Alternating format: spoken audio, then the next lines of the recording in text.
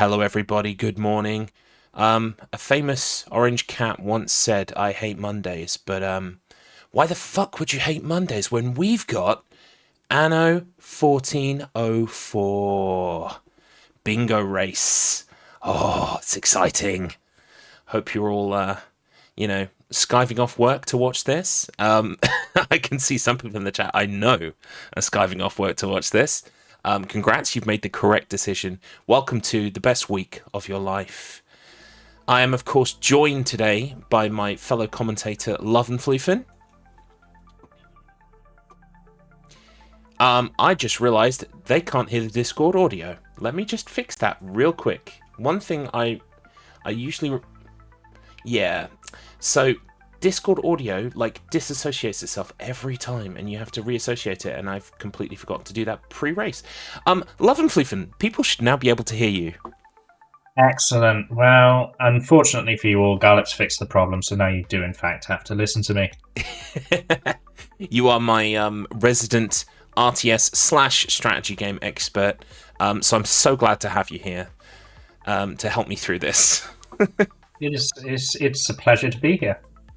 Fantastic. And we are going to, for the next few hours, you're going to enjoy our dulcet tones as we describe roughly what's happening and roughly what we think the racers are doing. But before we get into the race itself and our racers, let me just take a quick second to tell you about the Wheel of Struggle.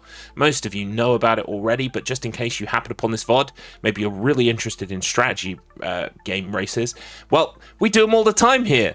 At least one per season. So the Wheel of Struggle, of course, if you go to wheelofstruggle.com, it's got a link to the Discord as well as loads of information about the previous seasons. It's essentially a book club for games. We have a season of games and they get spun on a wheel. Each week we play them for points, and those points don't matter except, of course, they're everything and they feed into a leaderboard. We have, of course, with us the winner of the last season, Season 7, Floof. How does it feel to be a champion? It's horrific. I think I did a mid-season write-up that makes me giggle when you say the points don't matter, but they absolutely do. I cared way too much about this past season. I had an unhealthy relationship with the wheel this past season. It can be a bit of a love-hate thing. You want to do so well, and then when you get locked into the rage cage with something you are not good at or something that is testing you, oh my goodness, the emotions. Oh, it was the worst. When I did my little Sonic Fighters run, and I thought, okay, that's fine, that's acceptable, that keeps me up with Markman. And Octobot's like, I'm not submitting for any games but this one, and I'm gonna knock you down a space. He got a nice rude song from me on YouTube.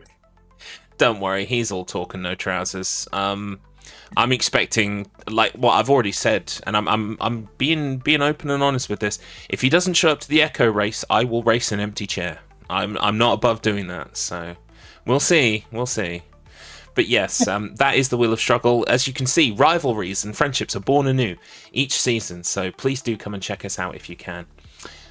Right, let's tell you all about today's race. So we're going to be playing Anno 1404 Venice, and it's going to be a bingo race. Racers must work to complete a line of 5 tasks on a 5x5 bingo board.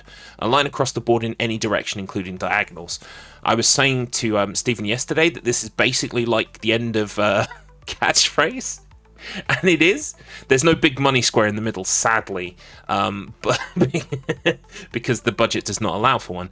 But it's going to be fantastic. We're going to be looking for racers to kind of paint a line across the bingo board, and you'll get to see that play out. The first to do so in that task will win outright.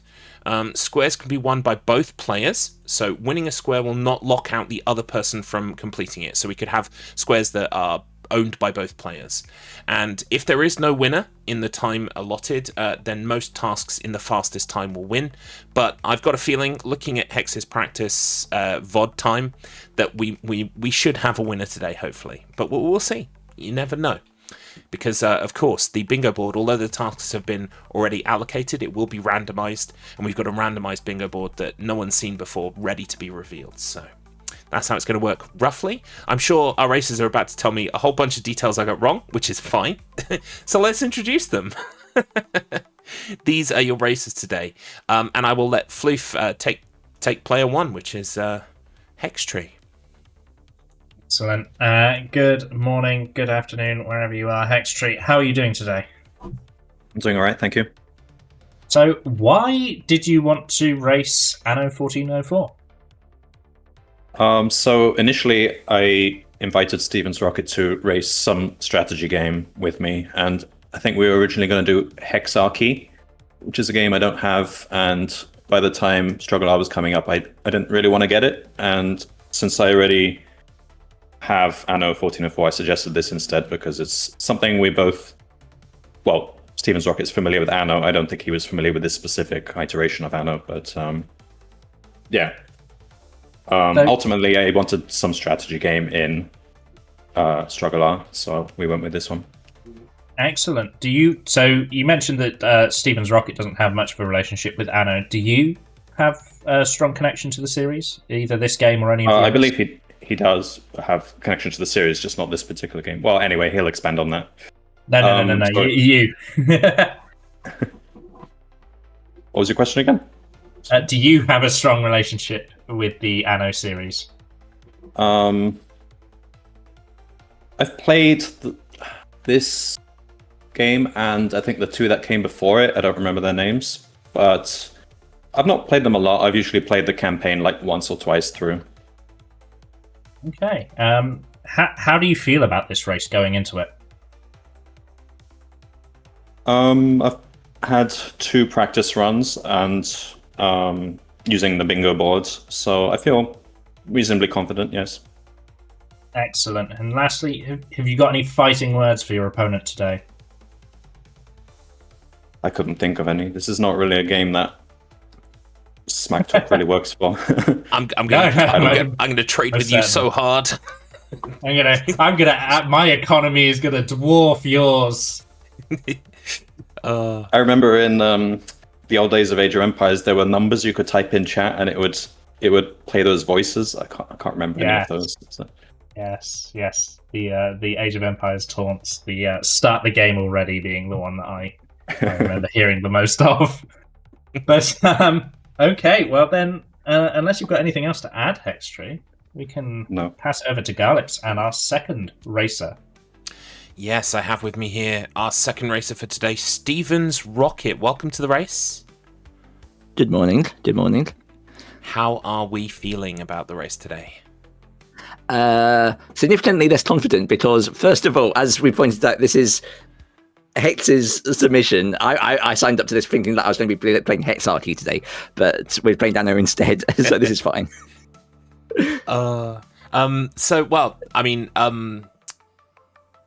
We touched on it previously, but so your experience with Anno, not this title, but others in the series? Yeah, so I'm joking. Like, I hadn't played this. I had this in my library and just hadn't played this one prior to getting ready for this. I've played a lot of the original one, which is Anno 1602, and then I've played a few of the other different ones. So the general idea of an Anno game hasn't changed. It's just the intricacies and the specific game mechanics that change between each version. So that I can probably figure out my way around this in a couple of weeks. It'll be fine. Yeah. Nice. Yeah, the thing that strikes me as I was reading / watching up on it is that it doesn't require, but it's certainly helpful if you've got at least a GCSE history understanding of the time period that it's set in. Having a little bit of extra historical knowledge won't help your gameplay, but will help with the immersion. Yeah. Do you have any fighting words for Hex apart from why aren't we playing Hexarchy? In the time that we've spent doing this intro, I've come up with one because I was just like, hang on, come on. I used to be able to come up with, back chat. May all your Norias dry up, which will mean nothing to you yet. Will eventually, but Hex will take that personally. I think over time we will come to understand exactly the ramifications of those hurtful, strong words there. Incredible. Right, well, this is going to be a bit of a long race, so we will absolutely just get things ready to go here. I'm going to move over to the race screen get rid of our music and bring in the game audio. So, this is how it's going to work, folks. You can see both races here on the... oh, I'm just going to turn the audio down a little bit. There we go. You can see both races here, and in the middle we have set out on a new adventure. they're getting their game ready. I'm actually just going to mute that for a second so I can hear myself speak. This is a Venetian man telling me stuff about game settings. So you can see in the middle we've got a big card. That is our bingo card for today. I can make it big look. Woo. We're going to reveal this very shortly because it's been completely randomized, although both players know the total sum of tasks that go into it. They won't know the layout itself, and they'll be making decisions on what they do based on trying to score those lines that we were talking about previously. So, are we ready to reveal, do we think? Or is that something we do on the countdown? I think we'll set up first. Okay. Let's just check that we get the same map first. That was the main stumbling point on just compatibility. Okie dokie. Yeah. So, what do you need to know?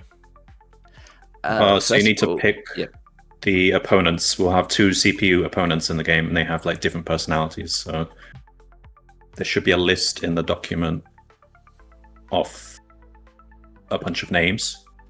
Okie dokie. And you just have to pick 2 randomly from them. Alrighty. Where is this bunch of names? Give me the bunch of names. Probably in the info doc. Let me find it. 1 second. I think the rules doc. Okay, rules doc. Perfect. I'll get you the link. Floof. I mean, or you could just see them on my screen here. Oh, yep. That's even easier. Oh, that is even easier. Shall I pick one and you pick one? Yeah, go for it. Do you have any preference about the stars? It's up to you. The top ones are the easiest, the bottom ones are the hardest, so you could do a mix or whatever you want. Do a mix. I'm going to go for Cardinal Lucius. He looks like a fun person. Okay. Ooh. I will probably temper things down a bit then compared to Cardinal Lucius and go for let's go for Willem Vandermark. He's got a Shakespearean quality about him. Okay. Is that all of the information we need? I've just got to change my portrait now because I match that guy. Oh. Fair enough. Which one? Cardinal or Willem? No, the other guy. All right, there we go. All right, and then you have to choose a 5-digit seed for the map. Okay. Let's do a number each, Floof, like back and forth. You go first. 7. 4. 3. 5. 9. 7, 4, 3, 5, 9. That's very close. No doxing because you wouldn't guess it, but that's a lot of digits from my phone number. I'm just, hang on, you reading out my phone number? How have you got this information? Yes, unfortunately, that comes with StruggleR, as I know everything about you. To be fair, all of those digits are also in my phone number, so I feel a little bit like called out as well. In almost that order as well. That's scary. Okay, so we're ready to The only begin. other thing is we pick warehouse start, but everything else is left default. So Okie dokie. when we start the game, we'll hit P to pause, and you'll have to do a visual inspection to see if we're like on the same island, or if it just looks the same. Okie dokie. So we'll actually start time after we've done that, yeah? Yeah, let's load in first and then... Okay, cool.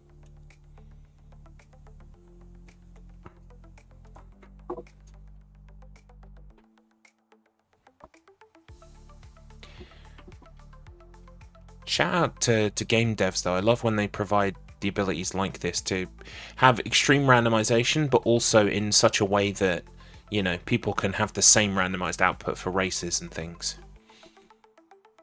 No, Amara, they can't see the bingo board yet, but they will be able to see it when we begin the race proper. It's not one of those secret bingos where we have to hit, oh, guess which one we've hit, and then, no, that would be too hard.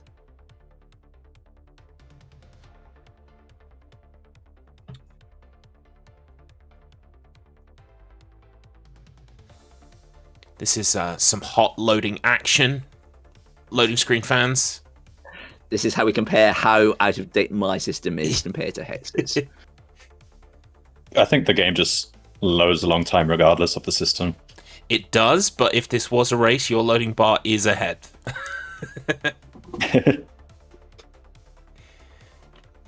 One thing as well we will have to remember is that the method that we usually capture gameplay with today kind of failed us on Steven's side, so I will take a look at that. But in the meantime, it's meant that I'm pulling Steven's gameplay from Discord, which means if I say go and you notice Steven's has a bit of a delay, that'll just simply be because of the fact that I'm capturing it from Discord. So, you know, it should only enter about a 10-second delay, if that, but just bear that in mind. It's a sort of game. It's a marathon, not a sprint. If it comes down to the 10 seconds, then it'd be exciting. Yeah, it will be incredibly, and then I will have the task of like sifting through the frames to find out exactly who won. But I don't know if it will come down to 10 seconds. We'll see. Anyway, we can see Hex's island here, so we're going to be looking for something that matches when Stevens loads in.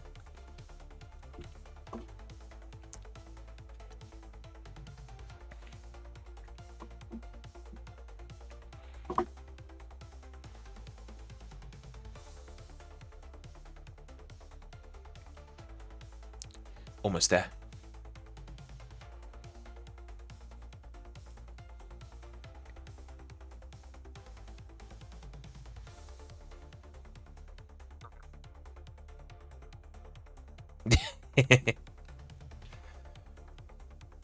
But of course, Amaro, but of course.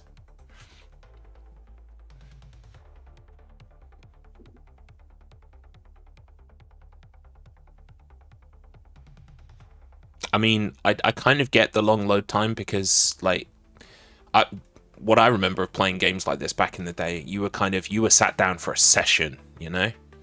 So yes, these types of games, because they're so involved in like the resource management aspects, they load a lot front up. And it's a pretty big map. We have a bit of a problem. These do not look the same. These do not look the same. Okay, hang on. What we do, because this happened the first time we tried this, without looking at any details of this map, if I start a new game with the same things, it might put me back on the matching island. Okie dokie. If I start a new game. We do apologise, everyone in the stream. It is really important that we get these players on the same seed, because these seeds can vary so wildly that Hex could just be given a free win purely by the terrain. Yeah. We chose Cardinal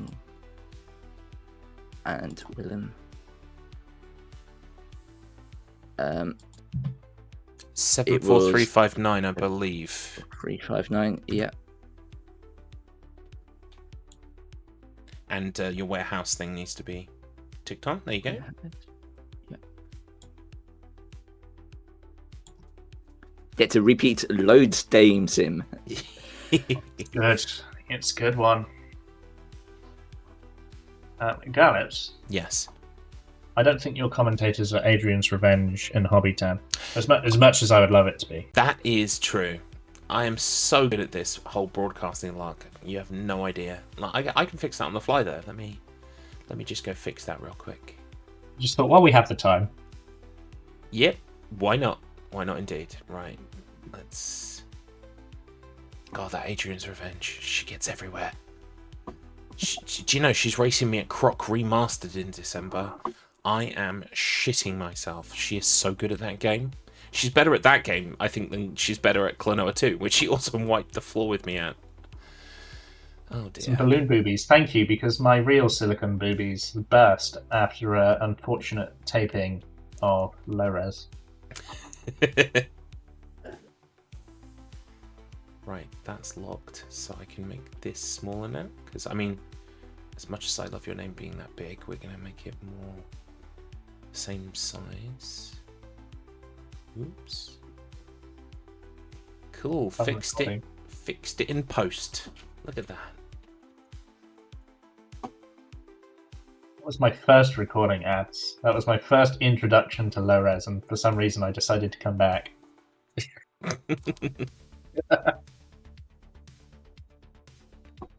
Against all advice. Against all advice. By the way, if you're on YouTube and you find yourself on there, feel free to go to youtube.com/lowres show. We have a fantastic little comedy gaming panel show on there. Okay, bad news. That loaded you up in exactly the same place as last time. And it's Right. not the same as Hextree's. Hex, do could you want to just- try at the starting your new game again? Yeah. Okay. It is the same map. It's just it will put us. It might put us on someone else's starting island. Yeah. Not to worry, not to worry.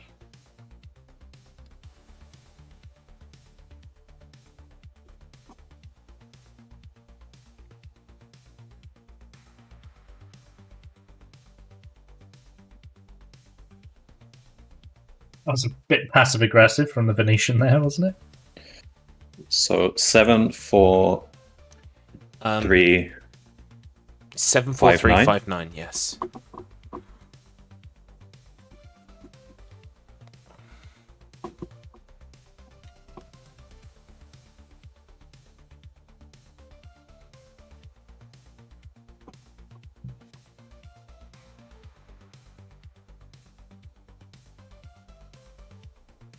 I'm actually quite worried about this Cardinal. I think he's the most wall-mongering out of all of them. Yeah, On- I was not excited when you said we picked the Cardinal because he looks like such a nice guy. You're right, he's not a very nice guy, and thanks, guys.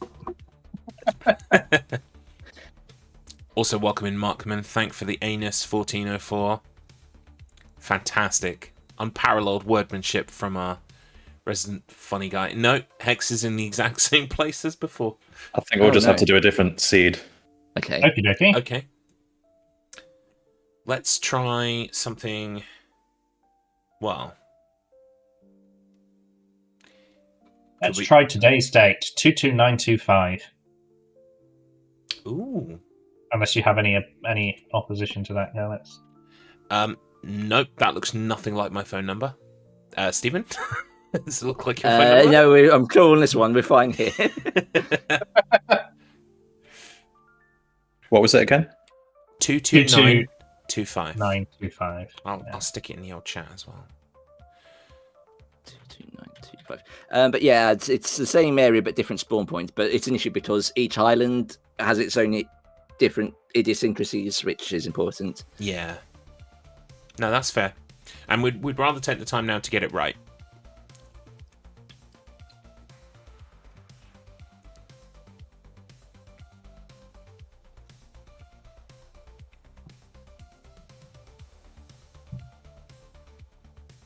The seed is in chat if you want to play along, avid Anno fans.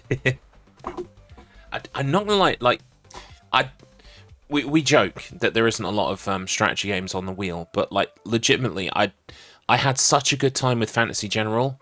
I would like to see more of this kind of thing on the wheel, because There's a Fantasy General too. It was free on Steam for a long time. oh, okay, we have got our starting for Hex there. Memorize it, folks, so that we can match it up in a minute. But yeah, no, the idea of, because I haven't played any of these things, so the idea of just jumping into one does sound like fun, you know.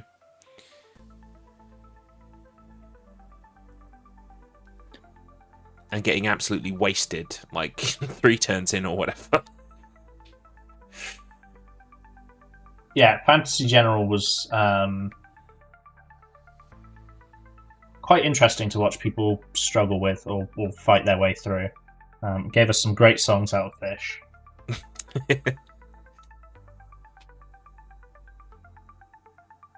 Well, we'll see what Season 8 holds. I can't remember if any have been... I'm sure some strategy games have been nominated already.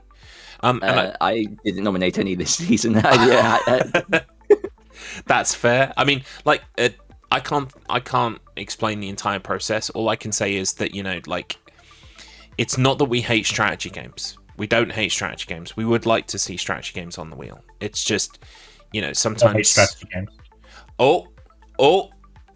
I think you might be in the same place. This looks like the same place. Fantastic. Alrighty.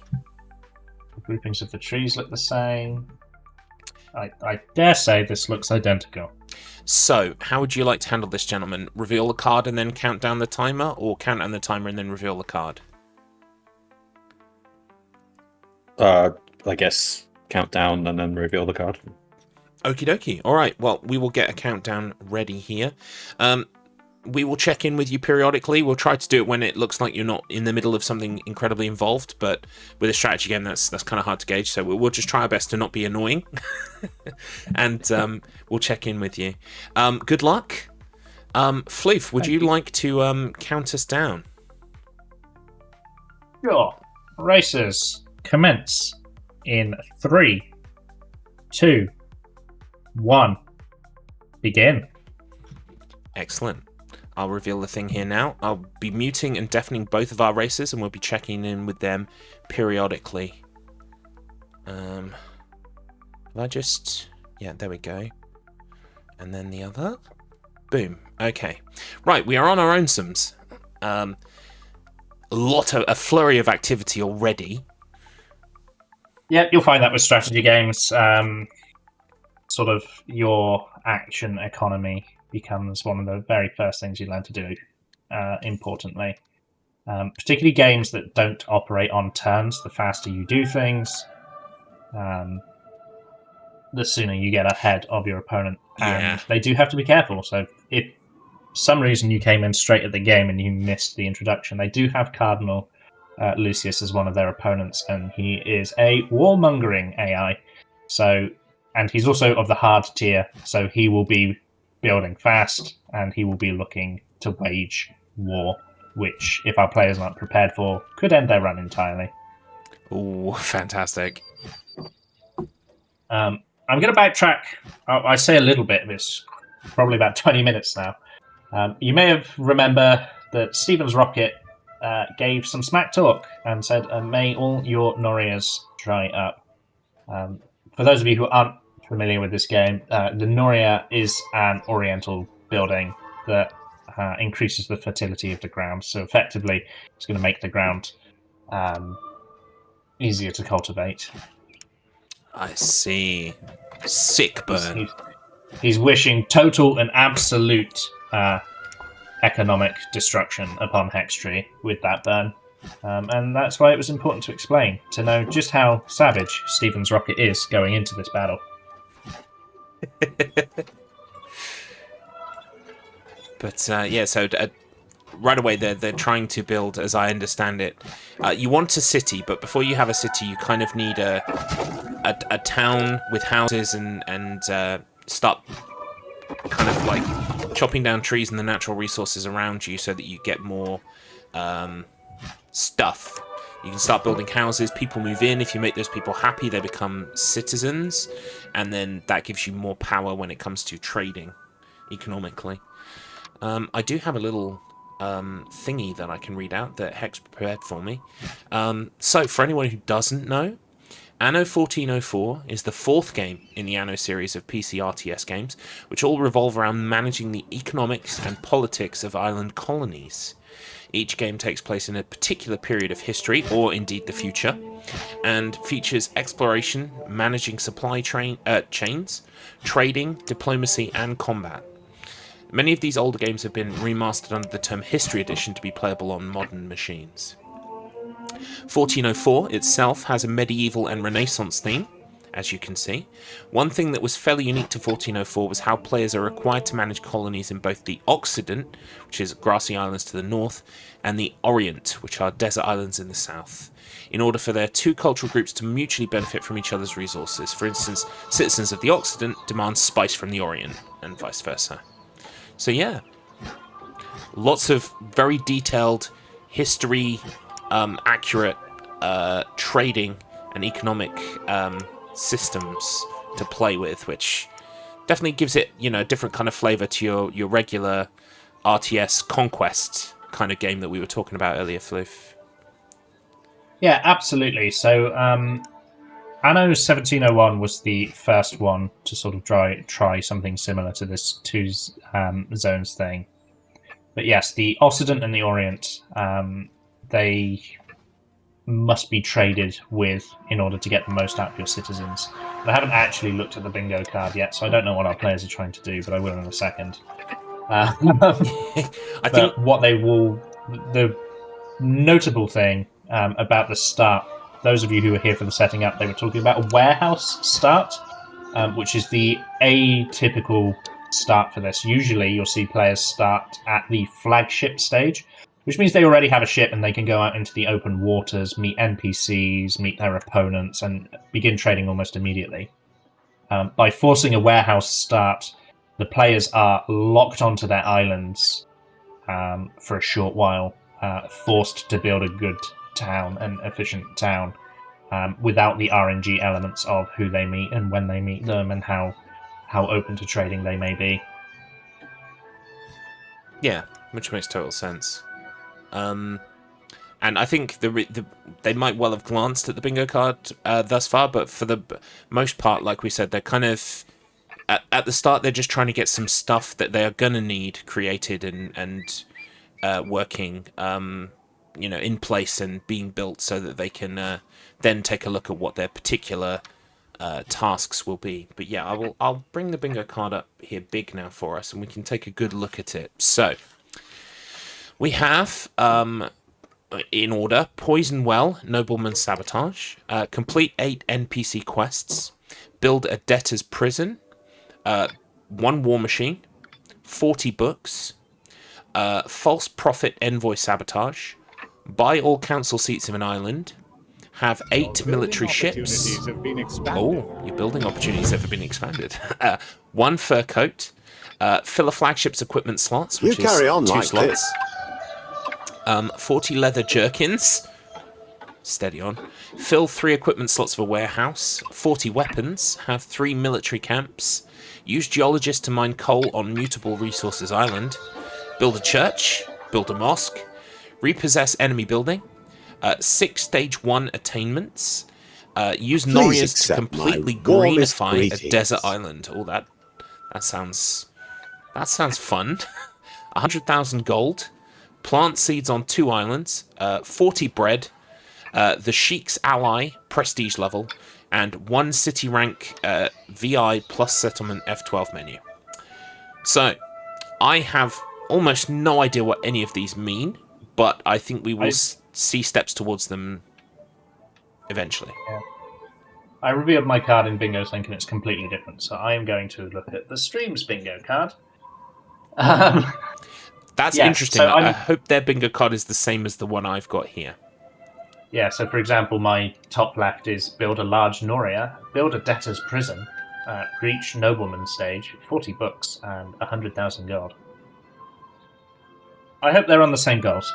Either way, a lot of these are going to be self-explanatory. You know, building a church, building a mosque, these are religious buildings, big goals to aim for naturally when you're playing anyway. And we're not playing, another important thing for you bingo fans out there, we're not playing lockout bingo. So both players can build a church, both players can build a mosque. There's not a mad dash to build a church before the other. I'm just going to open the bingo room to make sure that I've definitely 110% got the right thing. Have I put the fear in you? I do apologise. Yeah, the one I have in the OBS browser is different to the one I have in the bingo room. The one in the bingo room, build large Noria, build debtor's prison. Is that right? Same as yours? Reach nobleman stage. Yes, that's what I've got. Right, okay. Have you recaptured the source since you remade the room? Is that the old one that you have captured? Quite possibly. I love being me, chat. It's the best. Right, let me go and refresh this browser. I'm not a bingo veteran, so I am purely guessing, so you can also say shut up, Blue. No. This is a Garlips-based error, which is no surprise. Hey, guess what, everybody? I've got the bingo card correct on OBS. Check me out. Okay. There That we go. has alleviated my fears. So these are the goals that the players will be working towards. Yes, you had the correct card all along. And I now have a correct card. So let's take a look at it. I mean, so we have slightly different goals here. We've still got leather jerkins, which I'm sure is going to make Markman very happy. 20 pearl necklaces as well. Ooh, misses. 8 military ships. We'll go through them again, because these are the ones we actually are trying to fill in. So we've got build large Noria, build debtor's prison, reach nobleman stage, 40 books, 100,000 gold, build a mosque, 1 stage 3 attainment, 40 glass, destroy enemy market warehouse building, gain item from neutral power, Rembolt, Izmir, Hakim, build all 5 citizen harbour Thanks buildings. to you, we can finally 40 enjoy a bread. Sunday roast again. 3 stage 2 attainments, 1 cannon, 40 leather jerkins, 6 stage 1 attainments, fill a flagship's equipment slots, 2 slots, have 8 military ships, gain military camp from neutral power, Barnabas, Al-Rashid, 20 pearl necklaces, build church, use Norries to completely greenify a desert island, Your settlement's advanced. plant seeds on 2 islands, poison well nobleman sabotage, and 1 fur coat. So you can see here that there are quite a few similar goals here. There are just a couple that have changed, and obviously the order has moved around You must slightly. explore the nearby islands. You'll have to shell out a small amount. Let's shake on it. So I think X is already doing some kind of trading here. The doors of my Yes, so storehouse, although you've got a good deal there, feel they are free. typically If there's locked anything out else I can help you with, you've got a good deal there. of the seafaring trading, The they can Emperor do a lot would of be mark happy trading. man indeed if all his vassals were as decent as you. I'm regularly. I'd be happy to help you. Looks like Stevens Rocket is more focused internally on the happiness of his citizens at this point, which is fine. The happier your citizens are, they still are relevant in a race like this, because the happier your citizens are, the more tax they pay you. And as this is an economic sim, obviously, happy citizens, bounty of tax, these are good things. Yeah. Unlike real life, in which you want to be paying less tax.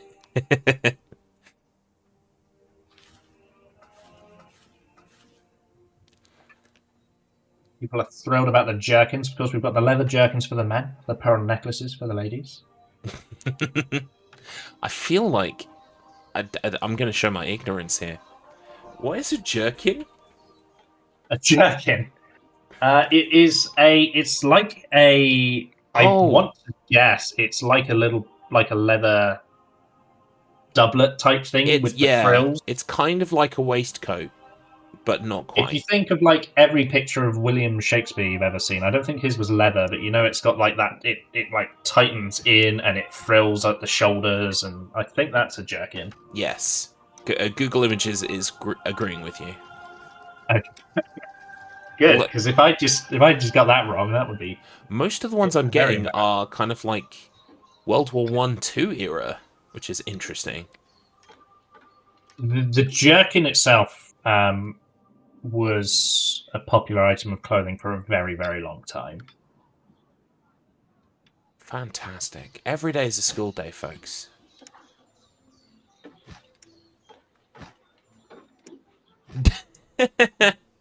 I'm sure there are more jerkins throughout the StruggleR Season 3 worker. We'll find them, no doubt. I'm sure they're there. Last StruggleR season was the season of Clunge, and now this StruggleR season is the season of Jerkin. We're going to be finding the Jerkins. Keep searches on. Game saved. You may hear a lot of games saved. The world that they're in is quite volatile, and because they're in a race scenario, I mean, you do this even if you were playing casually, but especially because they're in a race scenario, it can help to have like retreat back points, because especially with our friend Cardinal Lucius in the game, if he's on the verge of declaring war and you're not ready, but you've got to save 10 minutes ago, You can go back 10 minutes and prepare yourself better for a war and things So, like that. the cards are shuffled. Yeah, makes total sense. You have stumbled across another player. I think it makes sense actually, but because this is more economic focused, there's less of that kind of like audio candy that I would associate with games like Age of Empires, where every little guy has like a little voice they make when they go and make like chop down trees or stuff. Ah, yes. I think they call them responses in like RTS speak. They are all the unit responses. Your building opportunities have been expanded. I've always liked that about StarCraft because they were always particularly dramatic and not contextual. Nice. Occasionally I will still like turn to my brother and maybe once or twice a year and say, "Rob Wigan," which is I think from Age of Empires 2. In the distance, Building Venetian farms gondolier. and things like that. Yeah. Allow me. Giacomo Garibaldi. Oh, Giacomo Garibaldi. I was wondering how to pronounce that name when I saw it written down earlier. Giacomo. Interesting. Garibaldi. Oh, yeah, well, I knew that from the It biscuits. was just a matter of time. It's like when you come across Irish names for the first time, and it's like it's written Sourus, but it's pronounced Saoirse. Yeah. Well, the one that James A. Fish What do you have to showed me offer, the other day was Councillor? this one, which I'm putting in chat now. Salam alaikum. Okay, I'm not gonna. That's Siobhan. Markman's one is Siobhan. Yes, well, and I so do know that one. Neve is spelled Niamh, so pet peeve. Oh, okay, fantastic. Yeah. I feel like Fish's next Wheel of Struggle cipher should just be in the Irish language. I think it would bamboozle all of us. Absolutely. Do you intend this? I grant you this. I actually quite like the Irish language. Good. You'll find a lot Let of the these trade sounds deprecated good to languages me. have some like I'll really tell the interesting Emperor that you've made- intricacies to them, Mm. and a bit of a history linguist nut. So I quite like that. How We'll Welcome, well met, the sir. Honourable Because Sultan apart from the fact that I couldn't say any presents you words with just then, this ship I love as a gift. words and what's the word? It's like the word for studying birds, but it's not. Etymology. The etymology of yes, words. the origin of words. Yeah, yes. it's very interesting. James A. So it looks like both players have now finally made it out to sea. Hex, I would suggest, is significantly further ahead in the seafaring. If you have a little look at the bottom left of both players' screens, you'll see their mini-maps. Oh yes. That's standard RTS fare. The grey area is what they have not explored, and as they explore, you can see more water, you can see islands, meeting other players. This is super important to do because, as this is an economic game, I often describe it as an economic game with RTS elements, as opposed to like the other way around. In something like Age of Empires, your economy is just so that you can have a war, whereas in this game, your economy is the goal, and war is one of the ways to impact your opponent's economy. So getting out those trade partners and meeting people as fast as possible James A. is a priority, especially because they didn't have the flagship to begin with. Yeah. So it would be one of the goals that you want to rush to start trying to exploit that. Find uninhabited islands, start settling them. You can see that Hex is hovering over a place in the Orient now, which will give him access to things like spice, which will allow him to trade back to the Occident, which will make his citizens happier, and again, making them happier. More taxes. It also looks like he's trying to circumnavigate the island, which maybe is leading towards that terraforming of a desert island objective. I would be maybe though I'll eat my words. I would be surprised if if the first objective he's going for is for terraforming. Oh, for sure. just He might because- just be trying to scope it out. it's quite a resource intensive of the goals there. Yeah, it does strike me as something that would take transforming a while. an entire island is a little bit more intensive than some of the other goals. But as soon as we get one of our first tasks ticked off on this board here, I think we might see, or maybe have a potential direction to assume they might be working towards. So, have you ever played a bingo before? No, and I although I knew the concept, I didn't really understand it properly until yesterday, and now I want to set like 50 bingo races for the end of the season. I will race you in some bingos if you like. So I did put out a Skyrim bingo that I think someone's going to race me at next. I think Gekish said he'll race me at it next StruggleR. Yeah. There's a million games you can bingo in. They're basically randomizers where the randomizer doesn't change the game, but the purpose of the game is completely changed. Yeah. I would totally be up. Yeah, I don't know Skyrim very well, but I would be up for something that I know maybe a bit more in detail. You'll be surprised what there are bingos for. There are definitely bingos for Ocarina of Time. There's even Zuta bingos, which combines the randomizer with a bingo card.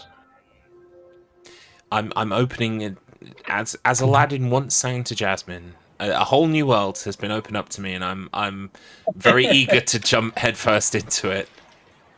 But the reason I asked the question is much like in randomizers, where you are logically thinking through the game in a slightly different way because you're trying to think about what the hints the game is taking, telling you, early bomb bag, telling you to do some bomb checks early, things like that. Yeah. Good.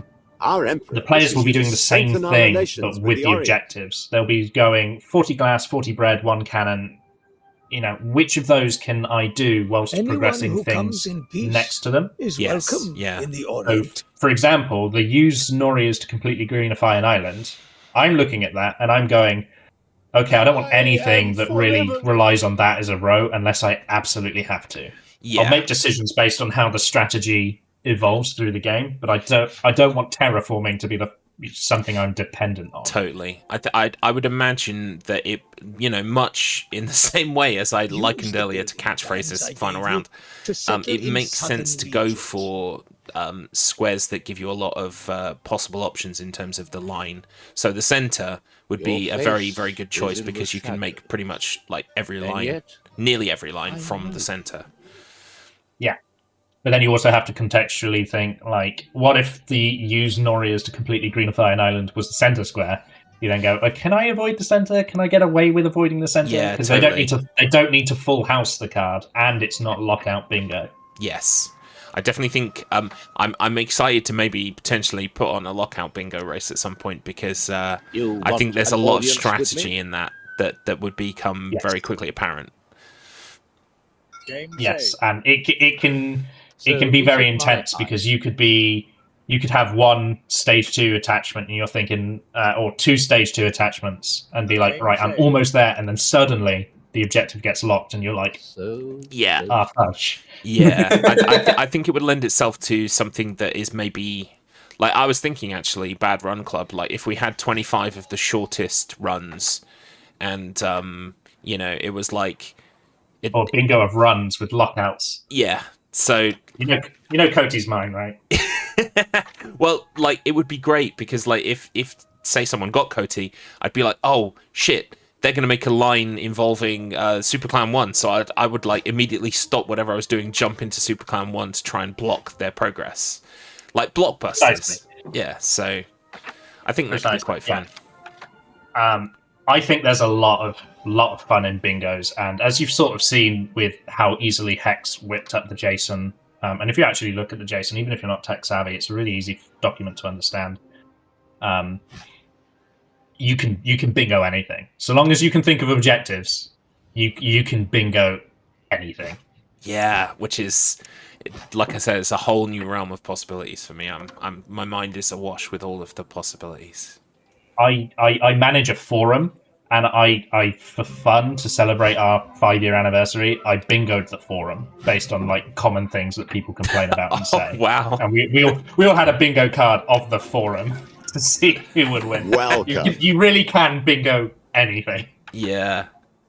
Because like now I'm thinking, I don't know Skyrim that well, but Fallout 3, I know quite well, and you could have some weird stuff like, I don't know, put a wheel of, well, not wheel of cheese, they don't have wheels of cheese, but put some iguana bits on top of Megaton's house or something.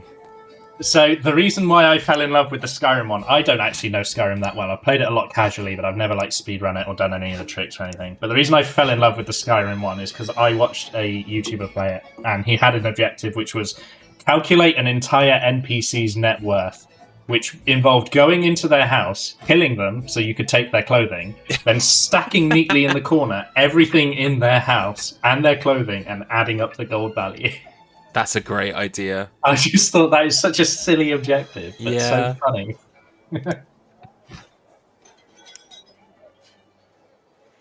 Anyway, back to Anno, our Anno. I do apologise for that slight detour. It does seem that Hex is certainly working on a settlement in the Orient. Yes.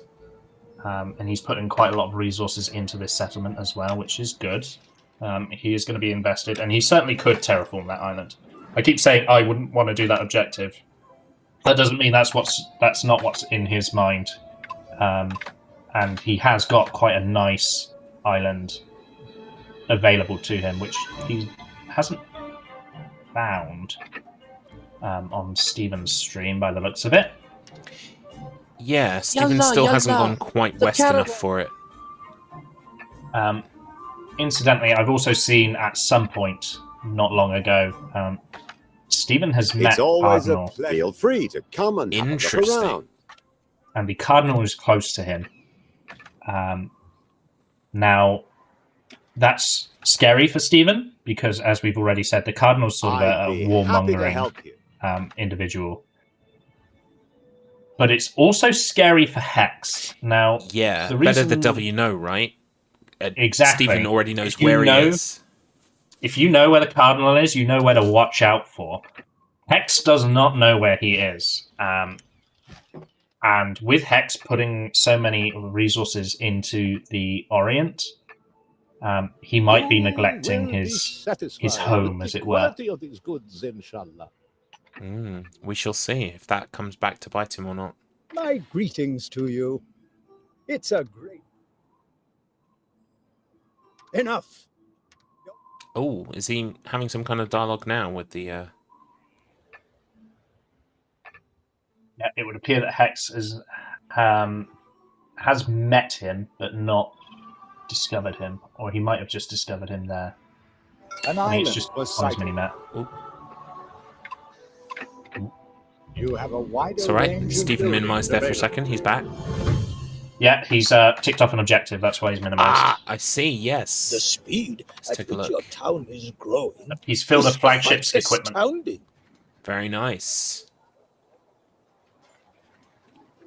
So Interesting. now he's going to be looking at build a church is reasonably easy. So I suspect he might go for the diagonal.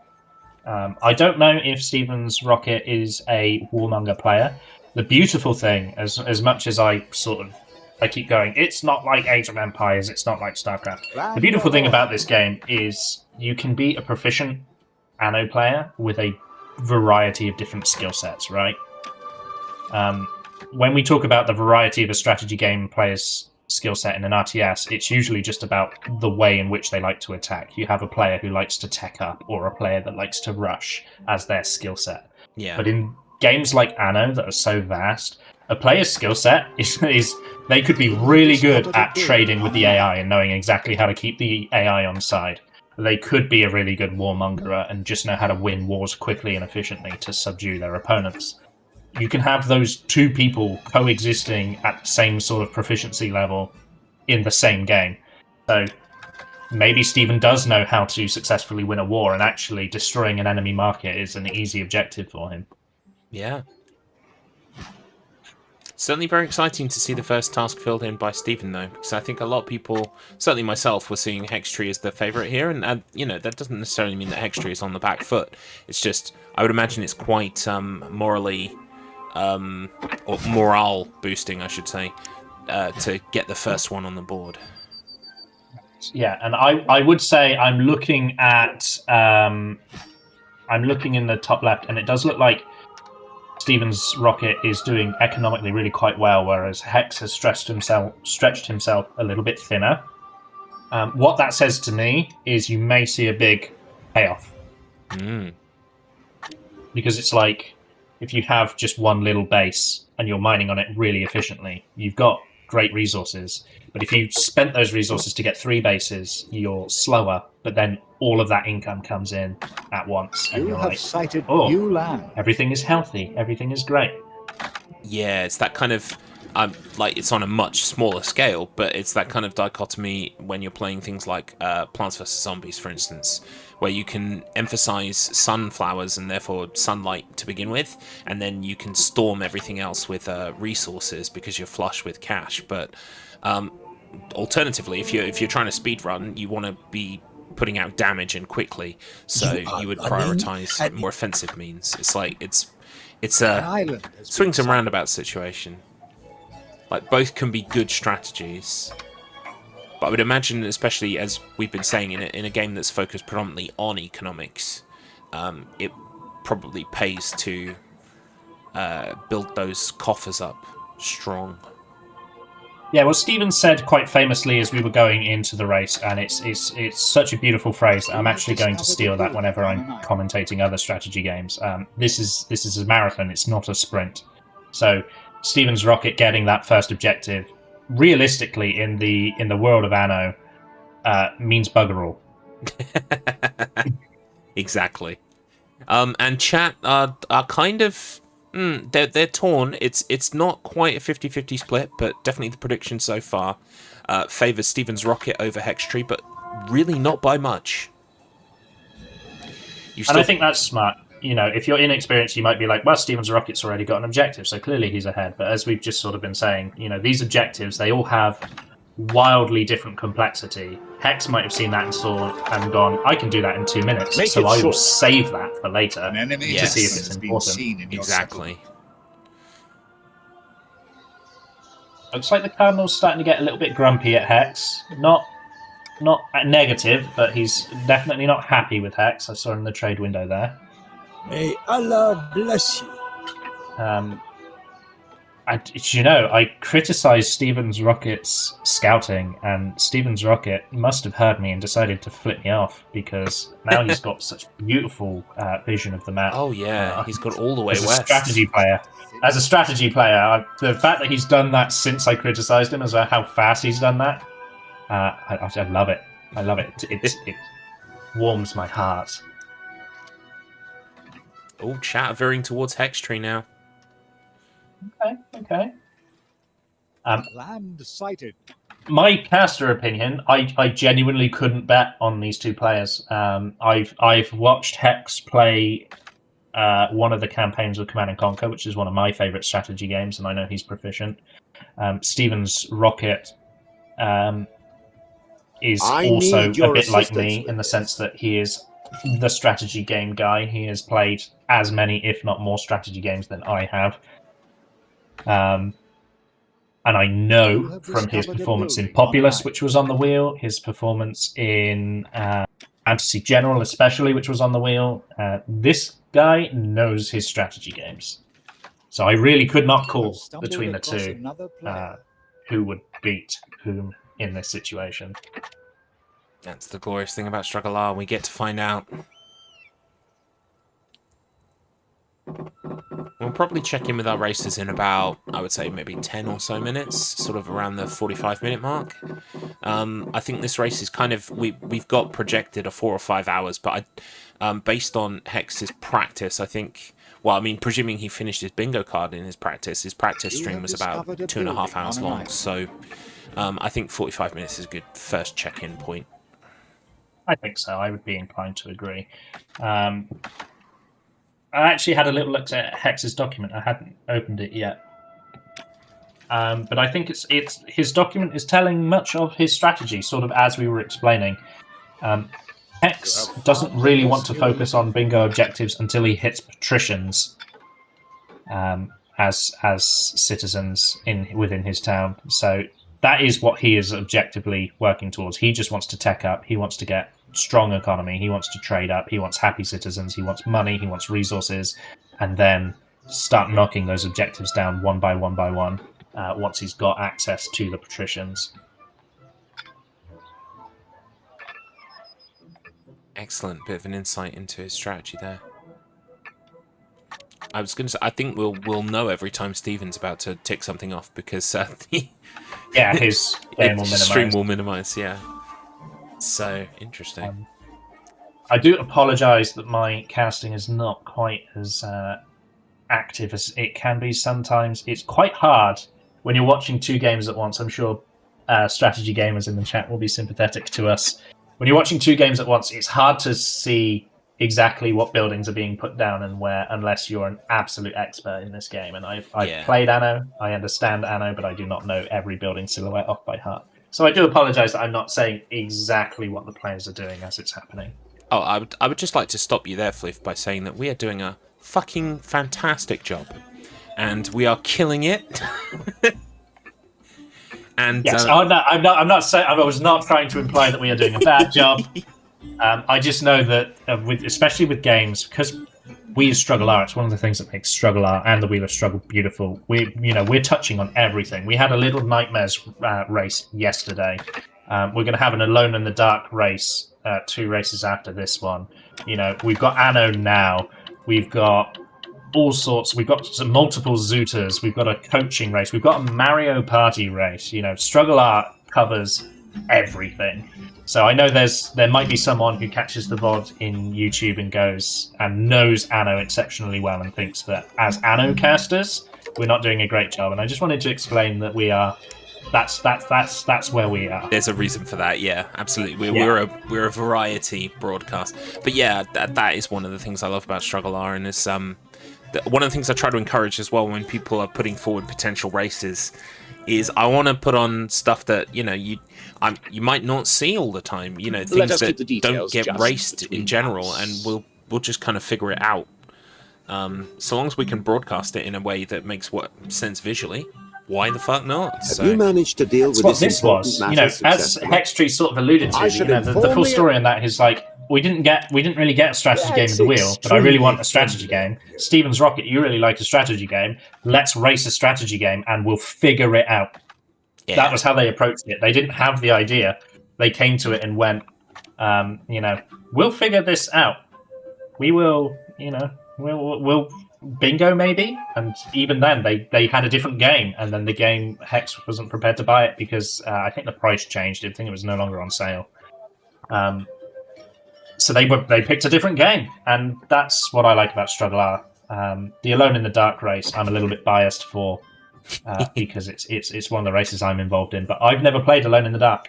It's one of my favorite games, and I've never played it. And I wanted an excuse to play it. Yeah, I want to thank you. Yeah, I want to thank you for that actually, because I will have played all 3 of the originals by the time we race. So, and I was not going to do I've said I would do that for years, and I've never done it. So it's the perfect kick up the backside really to get it done. Yeah, absolutely. And Tan, you can't see me, but I'm making a heart at the screen for you. Thank you for your kind words about the commentary. Yeah. Hobbitan provided exceptional commentary yesterday, and I'm really looking forward to their commentary on the Sonic Ring Changer race, because that's going to be something special. Yeah, so funnily, Garlic began this stream with sort of saying people skipping work to be here, and I'm actually skipping work to be here. So while I'm working late tonight, I'm going to whack on the Little Nightmares race and just watch that while I tap away at my keyboard. Oh, fantastic! The VOD on YouTube might even be ready by then, so we'll get a view from you. That would be nice. Yeah, I've done the snipping of the top and tail of it, so hopefully I can get that out as soon as this race is done. Is that youtube.com/Wheel of Struggle? It is indeed. It is indeed. Oh, there you go. There you go. Well, it's going to be 5 on the day, Faded, because unfortunately, who is it who had to pull out? Oh, it was Octo who pulled out. Of course, no offense, Octo, but yeah. So we're only going to have 5 races that day, I think. Wait a minute. Let me count now. Your 1, town is growing. 3, 4. I 5. always knew Yes, 5. coming to your town was a good But idea. it remains like it's incredibly understated to say, oh, only 5. It's still going to be an absolutely batshit race. I shall So load up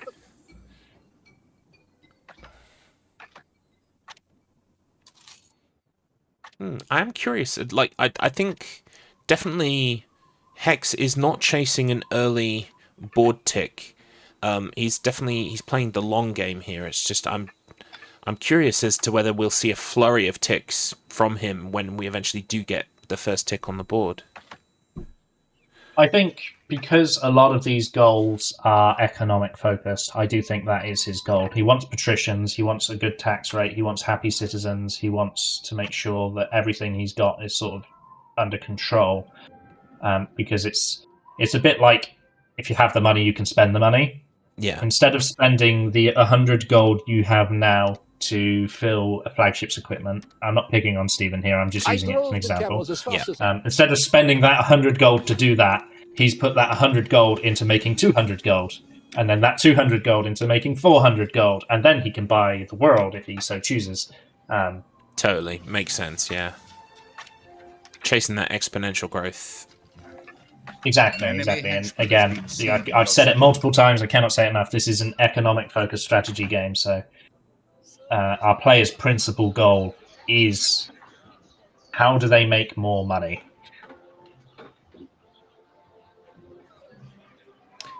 We are seeing a lot more of the southern part of the map on Stephen's game. He's kind of heading off towards the I'm desert at the bottom. by the speed at which you Stephen created a thriving he's town gaining from reputation. Oh. Interesting. So Stephen's actually managing to keep the Cardinal on side. Yeah, it said Lucius was happy. Yeah, he's getting... So Stephen's completing quests. You can get these little quests to do, like, arbitrary little things. And often the NPCs in the world, they're quite satisfied if you're being a good neighbor, a good trade If partner. there's anything else I can help you with? Participant of the world. Your settlement has been set afire. Oh.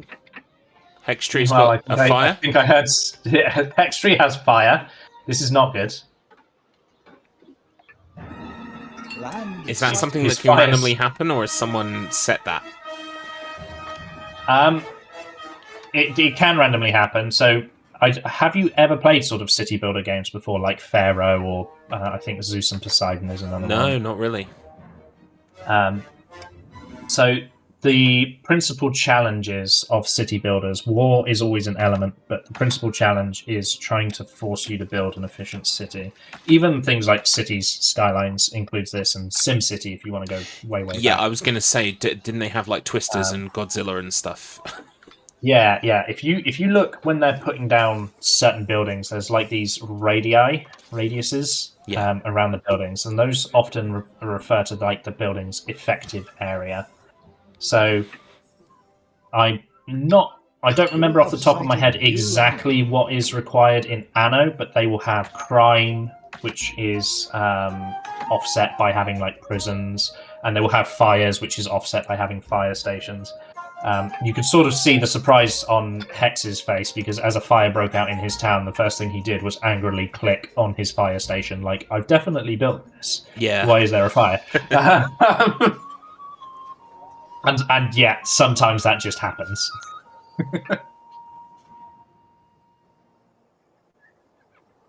Come on. Make yourself familiar with the construction of our buildings. Hex getting told off by the impatient Venetian. But the other thing is that both of our races are managing like multiple fronts at once. Sort of like occasionally you see Hex checking in on his other places, like he's got a boat going off in one direction, so he checks in on that occasionally. How can I help you? Is it important? Oh, neither of the NPCs in Hex's world are particularly fond of him. They're both closer to war than alliance. So that might come back. That will either come back to bite him, or that's part of his master plan. Mm.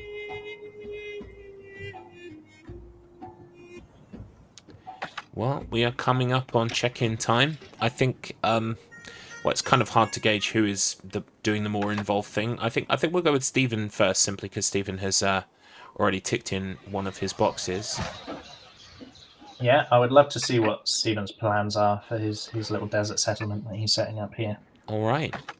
We will unmute and undeafen Stephen.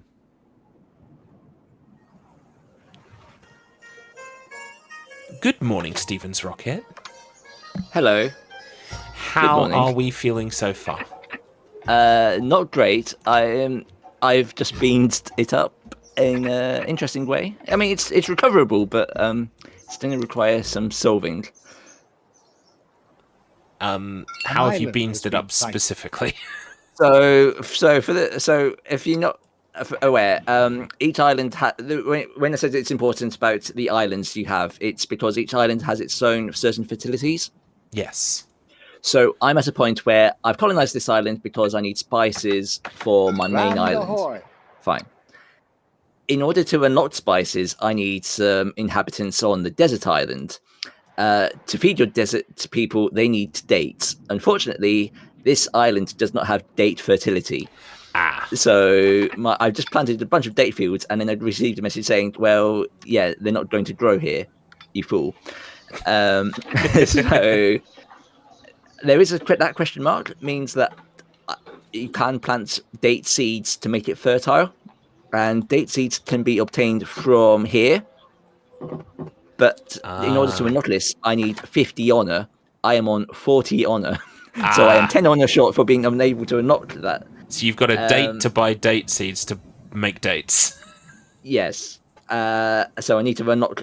well, periodically, the NPCs give you quests for honor. Like I completed one a bit earlier. But yeah, I need to do a few more of those in order to get hold of the honor to farm date. We did notice that you were off on quests. We also wanted to commend you on your map uncoverage.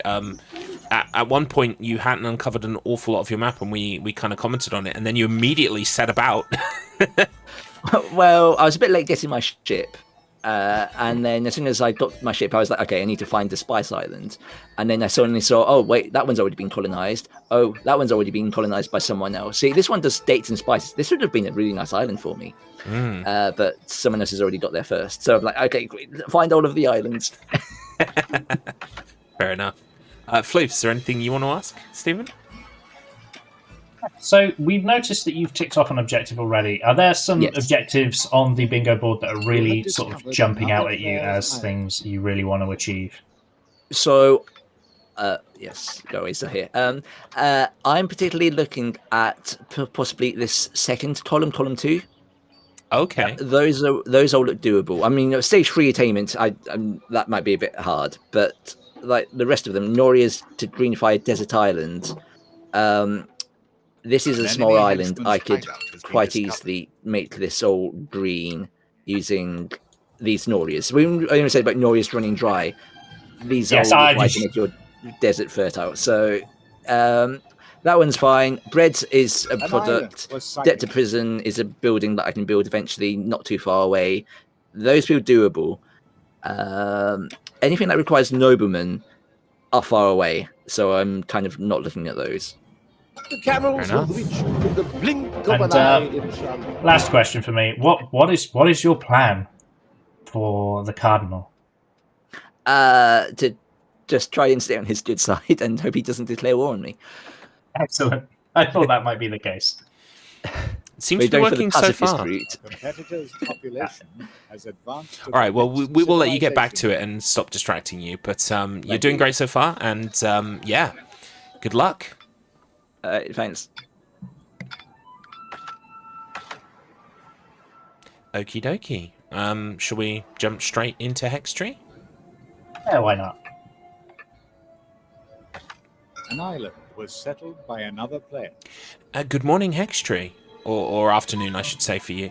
How are we doing? I'm doing all right. I think the bingo board is actually quite a tough one. Any idea of what you're thinking in terms of the bingo board? So one of the key squares that's getting in my way is the gain military camp from neutral power. I've not found Barnabas or Rashid on the map, so that if they don't exist on the map, then that's just a no-go. So if I don't do that, haven't really thought of what my backup is. Maybe the seems every row and column needs something from the nobleman stage, which is the final stage of civilization. That might take me a while to get to. Yeah. But yeah, that's all I can think of. Fair enough. We did think that you were kind of like what's the word? For want of a better phrase, playing the long con in not necessarily tasking yourself with immediately getting on the board, but rather building up a good, strong foundation. Yeah. Fair enough. Well, I still haven't decided which line to go for, so there isn't really much point targeting individual squares yet. Fair enough. Would you say in your building so far you've come across any sort of disasters, anything not gone quite as you would have liked it to? No. Everything's gone to plan in terms of like building, I think. Excellent. I'm a bit short on tools, shorter than I normally am, but yeah. That's it. Fair enough. Also dealt quite nicely with that fire that broke out as well. Yeah, I think it was that Cardinal. You should be canonized. That Well, at Cardinal. least beatified. We did notice that he does seem a little bit antagonized towards you, or building resentment. Yeah, he's the main enemy of the campaign. He's resents us for having completed the campaign. There you go. He definitely does have a little bit of a resting bitch face. For sure. Okay, well, we'll let you carry on and we'll get out of your way, but good luck on the race and well done so far. All right, thank you. There we go. So, The interesting dichotomy here is sort of Stephen's Rocket's really not feeling very confident in the sense that he feels a little bit he knows what to do, but he feels a little bit buggered over that the island that he has settled Production has been disrupted. doesn't terribly support being settled upon, and he has locked himself out of the ability to get the honor to then settle the island properly. yeah. And that is going to slow him down. That is, if you're in a single player game and you're against all hard AIs, rather than try to salvage it, you might be like, I'm just gonna restart. Yeah. But obviously they can't do that in this race. They are locked in and they have to make do. That's what I love about this the StruggleR format is that it means that you can't just learn the best route. You've got to learn how to deal with things when they go wrong. Salam alaikum. Wugger, the time limit for this race, I believe, is somewhere in the region of 4 to 5 hours. We'll probably, if it looks like it's going that long, we will check in with both races and make sure that we ascertain exactly how long we're going to run for.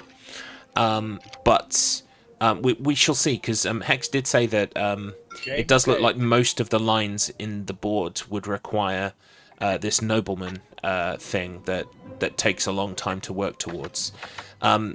And it was Stephen, I think, who said that he's aiming for that second column purely because it does not rely on that nobleman kind of thing. Do we think there's any reason why Hex is not also targeting that column then? I'm not entirely sure. He might have overseen it, or he might not like the Norias. Yeah, I was going to say, because it does look like he's been... Stage 3 attainment is quite a challenge, but it's only one of them. And, yeah. I mean, and that is what Stephen's Rocket identified as well. He said the only thing that really scares him on that column is the attainment. How lovely to see you. If I look at the map, they both have vision of like the small desert island. I was going to say, yeah, it looks like Hex has also seen that island now, so... But equally, I don't know if it's been settled on Hex's. It's not been settled for... To what do I owe the honor? Stephen. Yeah, that's a good point, actually, because Hex. as Stephen was sort of already saying, when Yeah. islands are already settled by someone else, trying to colonize The them caravan will makes them set off very, as soon as the very goods are unhappy. loaded, sir. Yeah, and maybe Let the trade Stephen was sounds cursing the good fact to that he hadn't me. made a ship fast enough. I Ah, maybe in Hex you have taking that fair bigger trade. island, bigger desert island, maybe one of the Be warned. CPUs has taken the smaller one. Yeah. I mean, I had to keep my tongue short because the island that Stephen clicked over and said I would really like this island, that is exactly the island that Hex has. Mm-hmm. That is the island that Hex has control over. Yeah. So it does go to show that sort of importance of getting out onto the boat. Nice and early. Probably why that is an option from the get-go under usual play or ordinary play, and not this warehouse. We've got a load from More Hex. He's buildings clearly not available. happy about something that happened. I missed whatever it might have been, but he's just loaded a save, so something didn't go according to plan. Yeah. I do not have an action replay button on the stream. I think if I tried to put that in, I'd Use probably the building collapse. So plans I gave you to settle No. in That southern was regions. not a request for one. I was Yeah. just making it clear. it would be nice if I could just press a button and we see the last 20 seconds and like, why did he choose to do that? Maybe we'll ask about it when we next check in. After all, I did promise. Hex, and we were talking about the dichotomy of players. Hex feeling like everything has gone exactly as he wants it to. Yeah, I mean, it seemed like for him the biggest not complaint, but the biggest issue that he might have was the bigger name board is itself Ibn and the al-Hakim. layout of the particular goals. Gameplay-wise, he seemed quite happy.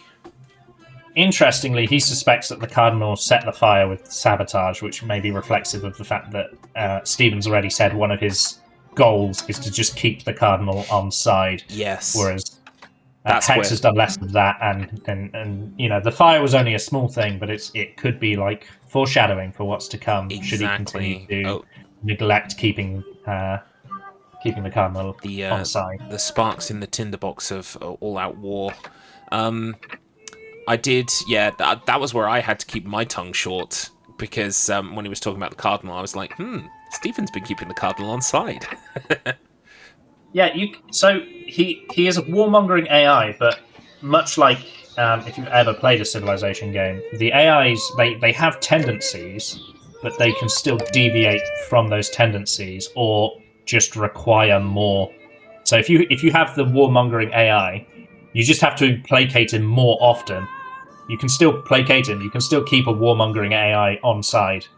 It just requires more management than, say, someone who's a pacifist and doesn't, wants to avoid war at any cost. You can be a little bit cheeky with, because their natural disposition is to be like, I don't really want to fight you. Whereas the Cardinal, if you accidentally take his cornflake toy, he will burn your entire existence to the ground. Yes.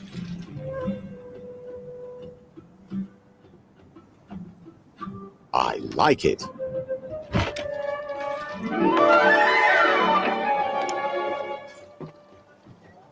Stop there. I'm not dead and buried yet. Ooh, I think he was told off there. Now we can attend to us. Yes, that was the -6 reputation for the settlement the Cardinal has just complained about. So Stephen's plan to keep the Cardinal on side It's you. may go up in flames with his You town, have actually been. lest he find the resources to placate the man once over. He's very low on honor, which is preventing him from doing a lot of what he wants to do, whereas Hex has got, at this point, effectively just a massive influx of it.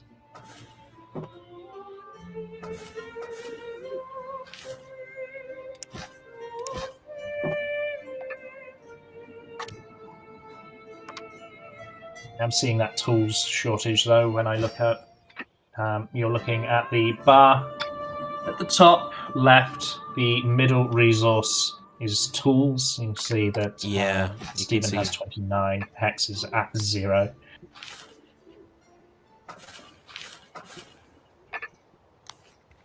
That tools shortage that he was referring to is sort of coming into play. The nobleman that they were talking about is the final tier of citizen. So Hex was so sort of insistent that they would be avoiding nobleman that he hasn't actually put it in his phases. The phases in that markdown document refer to the tiers of the citizens.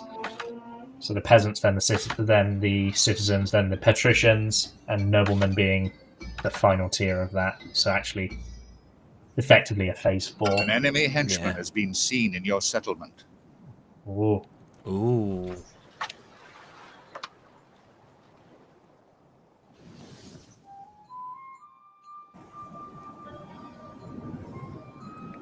Hex is having problems with henchmen in his settlement. Could be the Cardinal looking to set more fires.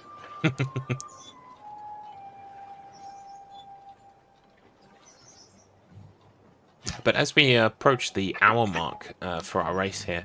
The enemy henchman has suddenly disappeared. Yeah, this probably shows my ignorance on the subject, but at an hour in, I thought we would potentially have more ticks on the board. Maybe that speaks to what Hex was talking about, the board being particularly tricky in its current configuration. The board is tricky, but again, it is that, do you spend money to make money, or do you spend money to put yourself on the board? And realistically, in this economic game, particularly with the hard AI, they can't afford to fall behind. Yeah. Because had it been like 2 easy AIs, and perhaps it was a little bit mean of us, and by us I mean me, to pick a hard AI, but it puts pressure on them to make sure they're healthy, and that what they spend to complete an objective on the bingo board, they can afford to spend.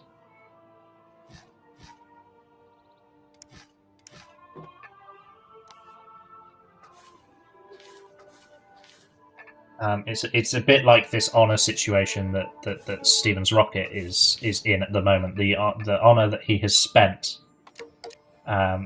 could he have afforded to spend it? Because now he's been sort of drastically slowed down by not having it.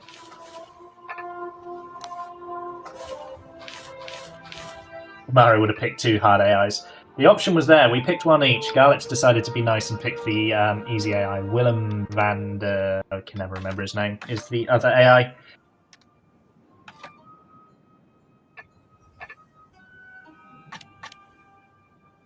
An oasis of peace and prosperity in the middle of the desert. Allah be praised. We will reflect upon new insights.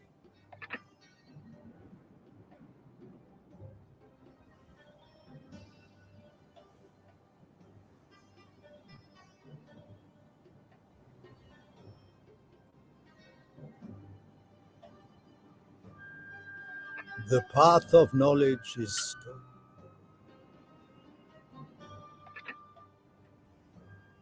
Yes, it seems that Stephen is largely going to be focused on trying to do quests and looking for ways to get that honor. The island that he settled, if he was in a position to get that date fertility up, he'd actually be quite healthy, because it's so sizable. He could have such a bustling sort of economy there. Had he been able to set that up, so I can sort of see why he's in a frustrated position. But so long as he focuses on these quests, as he has already said, he's got the skills to salvage this. Of that, I have no doubt. Yeah, I also just worked out that I muted my microphone there for a significant amount of time. I had suspected something like that had happened because you were being very quiet. So I just thought I'll keep talking and hope that he notices when he thinks I'm being rude and talking over him. Yes, which is exactly what made me notice. The only thing I really had to add was that I think the fact that this isn't a lockout bingo situation really lends itself to making sure that you're established before you go for the objectives, because there's no kind of there's no rush, and so it actually makes more sense to kind of knock down several objectives in a short amount of time at the end when you've got lots of resources, rather than force them early, as you were saying. Yeah, precisely. It is. It's not really a naturally occurring example, but for the ease of the sort of casual player watching this race, it's the ability of going you've got 100 gold, and there is an objective on the board that says spend 100 gold on a fancy dress. Now, you can spend that 100 gold on a fancy dress and get yourself on the board, but what might happen 2 seconds after you do that is an NPC might then go, if you don't give me 100 gold, I'm going to war with you. Yeah. So it's about making sure you have the resources to spend. So what the player would want to do in that situation, if you're not naturally sort of strategy-minded, you want 200 gold, because then you've got the 100 gold for the dress, and you've got the buffer, so that if something goes wrong, you're like, yeah, sure, take it. I'm not happy about that, but I've got it there. So they want to build these buffers before they start going for objectives, because they might get 40 bread, but have absolutely nothing when the Cardinal says, let's go to war. Exactly. It's all about not overextending yourself. Yes, exactly. Production has been disrupted. This is so from Stephen, is this the no, this is not the small island he was looking at. Or is it? No, it's in the southeast, southwest, sorry.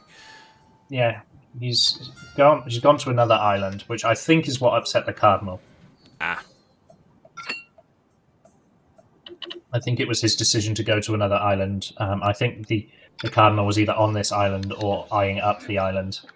That has caused him to be slightly upset. Haven't seen any sort of declarations of war or anything like that, however. So upset is fine. You can recover from upset. Yeah. It's also being told that one of his outposts or locations is without food. Still, he's got henchmen sabotaging him at the moment, so that will be sort of the repercussions of making diplomatic enemies. Is they can Come sabotage on, you. They send out make yourself familiar with the construction of our buildings. It's a bit like if you've ever played a Total War game. There's often a spy unit, or the shinobi in Total War Shogun. You can go out and you can do all sorts of little sabotaging activities, but it always comes with the inherent risk of if you're caught, that severely hampers your diplomatic relations with whoever has caught you, for obvious reasons. Yeah. Oh, we're on fire as well. So Stephen's rocket now has a fire in his town. He's getting a little bit unlucky. These henchmen are being quite aggressive. He's had a couple of sabotages and then a fire instantly, whereas Hex only had sort of the fire, really.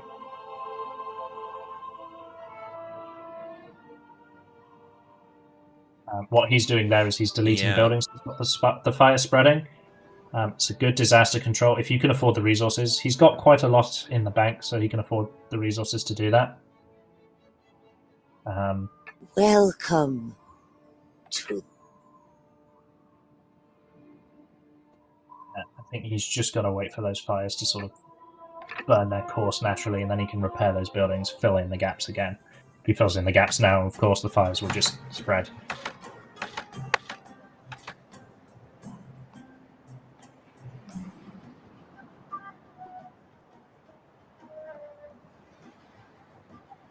Looks like Hextree is going to complete his exploration of the world. He is trying to find Al Rashid for a military camp.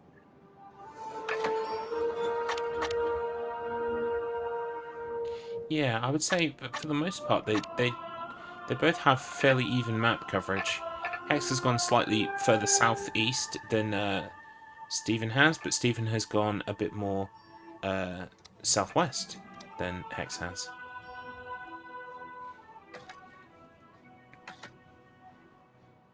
Or I think sort Stephen's of like more central west, but Stephen's hope, his wish, is really to just give himself access to food. yeah, It really is all he is trying to do right now. It is the be-all, end-all. Because he is actually, with the territory he has, were it not for this food situation, he would be in a great position. Typically in strategy games, we would say you don't want a massive bank, and you can see he's sort of floating almost 20k gold. But it's purely because he's struggling to find opportunities to spend it. He's trying to fix this situation. yeah.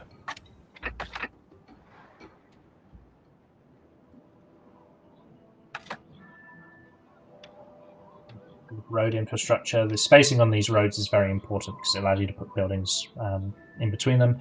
Again, akin to things like Pharaoh, buildings need to be adjacent to roads in a lot of situations. Yeah. Someone has incited your population to revolt.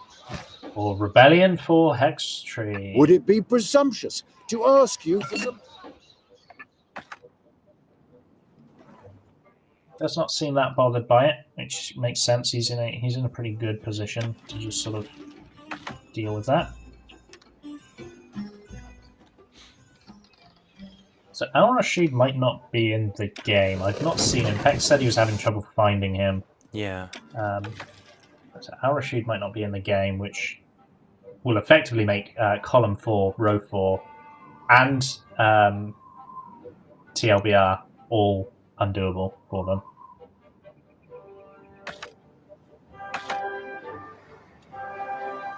I think I didn't look at the objectives before they went into the bingo board, but certainly having objectives that could potentially be physically unattainable Game saved. certainly makes this board much harder. Yeah. It limits your options. You are being watched. Did you know that? Have you My fulfilled your mind is awash with you? all I'm thinking about right now is Fallout 3 Very bingo. honorable. I thought you were going to say all you can think about was Survivor, the best strategy game ever. Oh boy. Yeah. I don't think I've ever given up on a strategy game so fast in my life. Yeah, I mean, how long did that? 15, 20 minutes, I think, and then I moved on to something else. Reached a higher civilization level. You planned like a whole midnight stream for that as well. You're like, I'm going to stay up for this. I'm going to be the first one to play the BRC game. That's the one you did it for. Yep. Just goes to show. So, let's have a little look at the map. Seems Hex is floating a lot of Anno, which means he's got a lot of options available to him. Oh, I say that and he's got another rebellion. He needs to be focusing on keeping his people happy.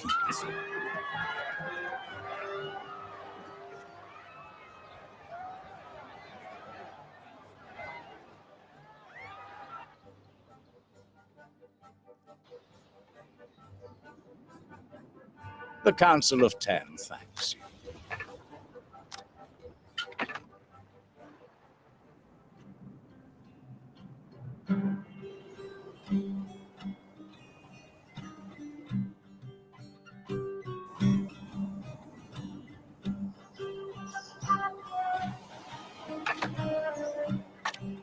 One of your plants has stopped producing goods.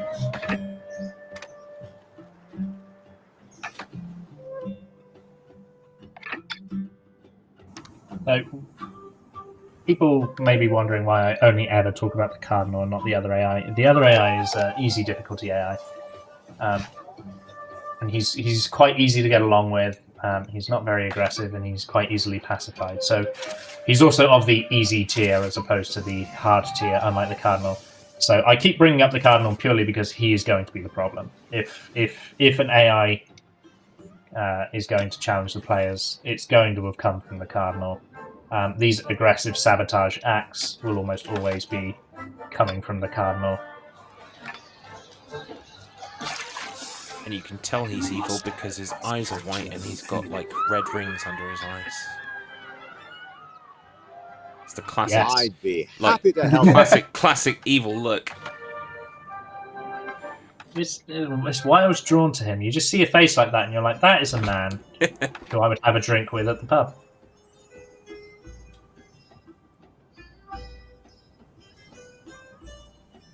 So Stevens Rocket's finally got himself the honour that he needs. And it looks like he's finally spice farming. So he needs the spice to make his citizens happy, effectively. Oh, I think we placed our field in the wrong place. There we go. Yeah, he's thinking about his road layout to make sure that things stay connected. It's a really underestimated part of this game. People just throw down buildings. The wife reckons you and then should be realise that it's canonized. actually not very Or at helpful at least all. beatified.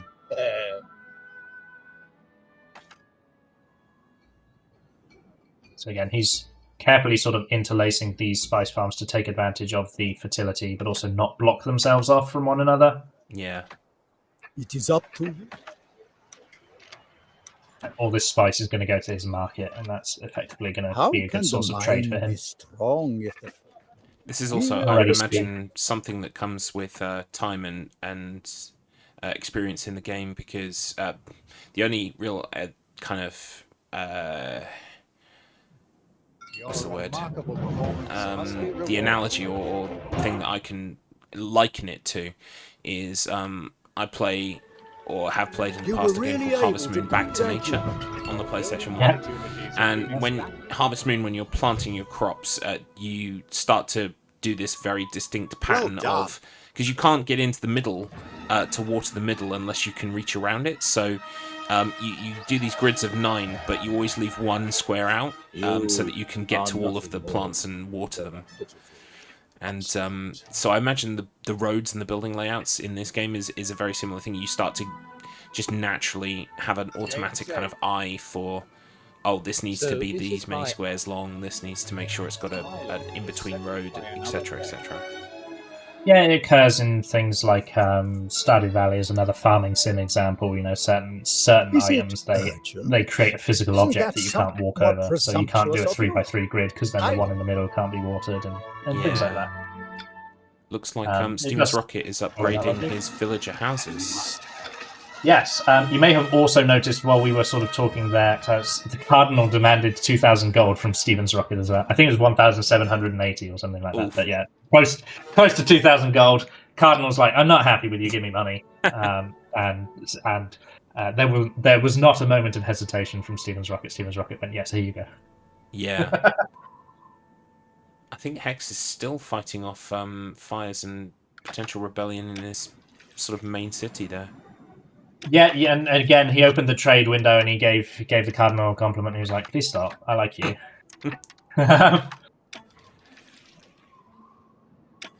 I keep saying it and I'll keep bringing it up again. You'll hear me say the Cardinal a lot. He is the main antagonist of this. He's the main antagonist of the actual story of Anno, but he is also the main antagonist of this bingo as well. He is the most likely thing to stop our players achieving. I mean, look at Hextree's town; it's on fire. Mm-hmm. There's a lot of fire. There's a lot of rebellion. Please accept. Welcome back, Adrian. The race so far is still anyone's to claim, really. We have one objective ticked off by Stephen. We know that Stephen is aiming to fill the second column, so he'll be looking to build a debtor's prison, gain 1 stage 3 attainment, 40 bread, and use Noria to completely greenify a desert island. We don't know about Hextree. Hextree, I think, is more focused on establishing a solid base before then tackling one of the lines or potential lines in the card. But so far, it's anyone's game. Oh, go ahead.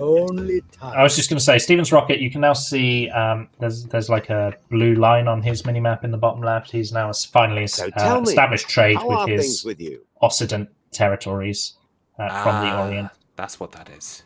So he's finally getting his resources moving, you find what you're looking for. which is going to help his growth. Let's shake on yeah, and you can see his honor is massively crept up. Yeah, it's often the case with these sorts of games that when you're walled on honor, when you really, really need it, you'll find it takes forever to get a little bit, and then once you get over that hurdle, you've got honor coming in and in and in and in and in. I mean, if you look at Hextree's honor, goes about to that sort of making sure you always have plenty. Hextree sitting on 390 honor. Yeah.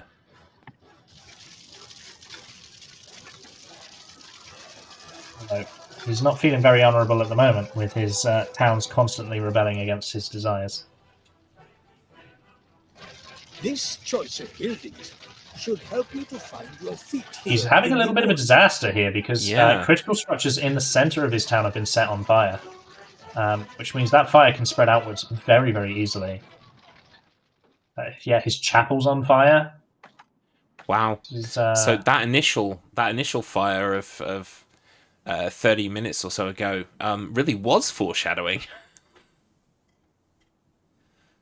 Yeah, most certainly. That is there are many hints that the game gives you that sort of lets you know your place in the world. And typically, you want to start responding when you get those little notifications. You may have heard. You certainly can do that, Wugger. There is an approach to the game that is just no mercy. It's often not very economically sound because it makes your people unhappy, and as I said sort of earlier on, unhappy people pay less tax. Yeah, we're getting a game save. So Hextree thinks this position is fine. He can recover it, even though he's on fire. But back to those little hints, you'll get these little notifications that will say things like an enemy henchman has been spotted in our territory. Those are your warnings. If you get that notification, that tells you that the AI has got spies in your town. And sometimes they do nothing. Sometimes they ruin your run. But as soon as you hear that, you need to be thinking. Fortunately, because again of this difficulty, they don't need to worry about which AI is doing that. They know who is doing that. Yeah. But if you had multiple hards, it could be anyone messing with you. Sounds good to me. Your people. May Allah bless you for your kindness to my people.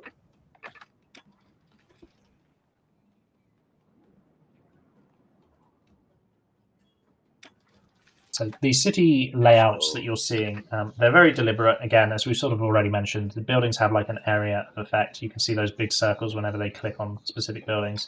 And this layout just tends to be space efficient. It doesn't make the most beautiful towns, but it's all about being space efficient. You want as many buildings as possible within as much influence as possible so that you have to build less of them. But as always with these games, and it's the thing that throws my OCD for a loop, it's never perfect. Yeah. You can never build your town in such a way that everything is covered by everything, and I despise that because I want to build a town where everything is covered by everything. Yep.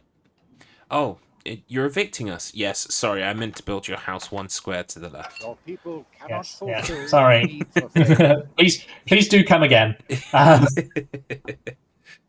promise I won't evict you a second time, maybe. On the brink of torching your settlement. So you may have heard that notification there from Hextree's sound. A mob is on the brink of torching his settlement.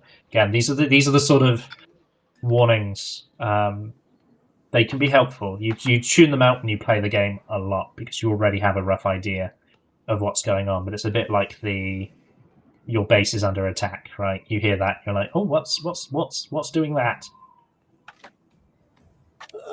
You're quite knowledgeable about Oriental architecture. I think we'll check in with our racers in about 10 minutes or so, which will mark the second 45 minute chunk. Oh. I was gonna say. I was gonna say you didn't tell me this was a 45-hour one. I might need a nap. Oh boy, I certainly need a nap. But you know what it was? It was because your day did not begin with mandatory puppy cuddles. It's true. It's true. Yeah, I think it will work nicely because we'll do another checkup in about 10 minutes' time. Then that gives the players 30 minutes, and then the game itself will tell them that they've been playing too long and should stop. Yes. And then it will be WoS time for our players. Indeedy. And then they can come back and begin anew. Well, not anew, but the journey resumeth.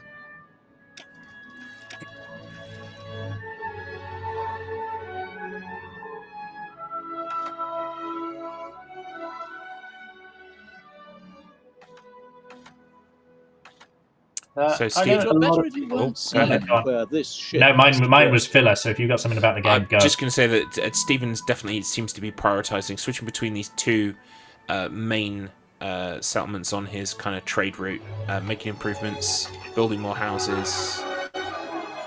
Yeah, so he knows he's far behind. This was, as he sort of said to us when we interviewed him, this was his wall. He was in a fantastic position, save for getting established in the Orient. Now he's done that. All of his actions are now about making use of the Orient and getting this all back into the Occident territories And you should see, as a result, an economic boom, because what he's effectively done is put himself in a great position to use these resources, and all he had to do was gain access to them. So now that he has access to them, that is where his attention wants to be, and it's also where it needs to be. Patience is the key to wisdom.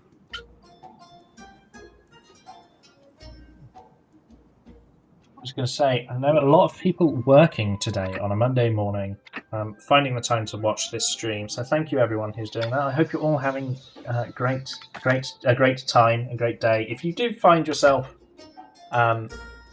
curious or wanting to know something about this game in particular, do please ask. We're trying to cover as much as we can, but we can answer specific questions as well. If something's not quite making sense, do pipe up. There's no such thing as a stupid question. Yep. I can provide stupid answers, though. Yeah. Yes, there is such a thing as a stupid answer, and they will come exclusively from myself and Garlips.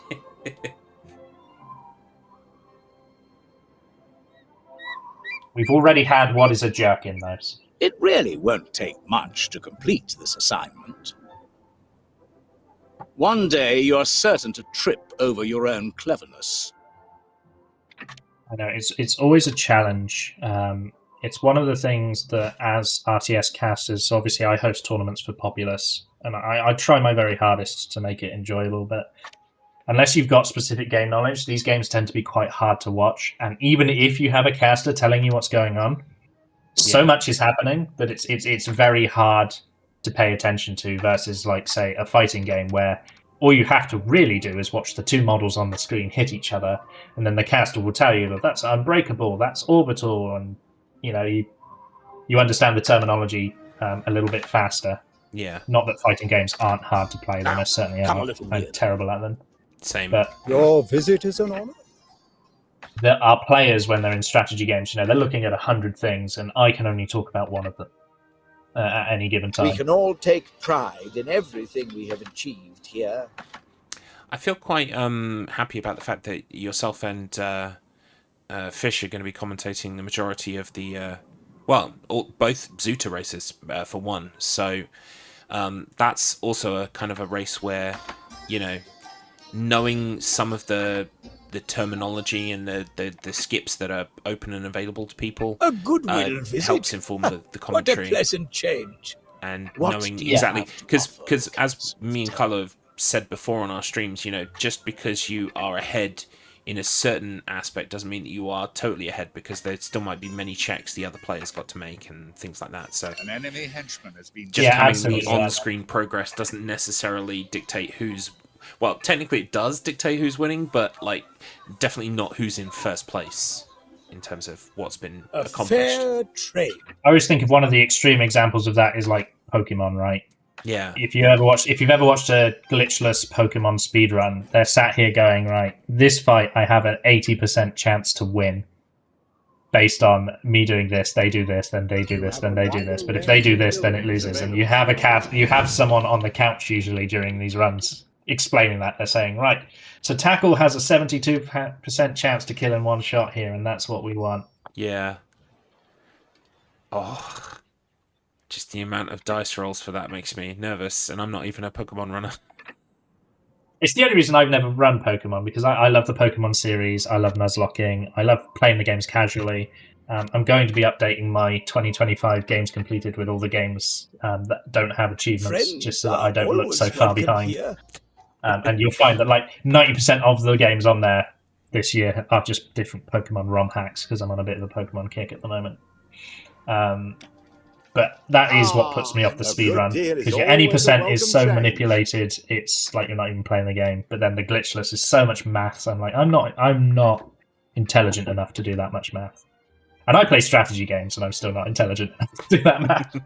Don't delay. Which should give you an idea, chat, of exactly how unqualified I am. I can barely count to 10 sometimes, as evidenced on stream. So yeah. Not a criticism of Pokemon speedrunning either. I watch it religiously. I watch so many Pokemon speedrunners because it's fascinating to watch. It's just one of those things that you're like, I enjoy it, but I can't do that. Stephen really deliberating over that dock there. I think it was a repair crane. I'm not sure. I wasn't paying attention. But yeah, so the way the harbour builds, they're a bit like roads. If you look, he's got to expand them off of each other, and they create these like harbour paths as you try to build them off each other.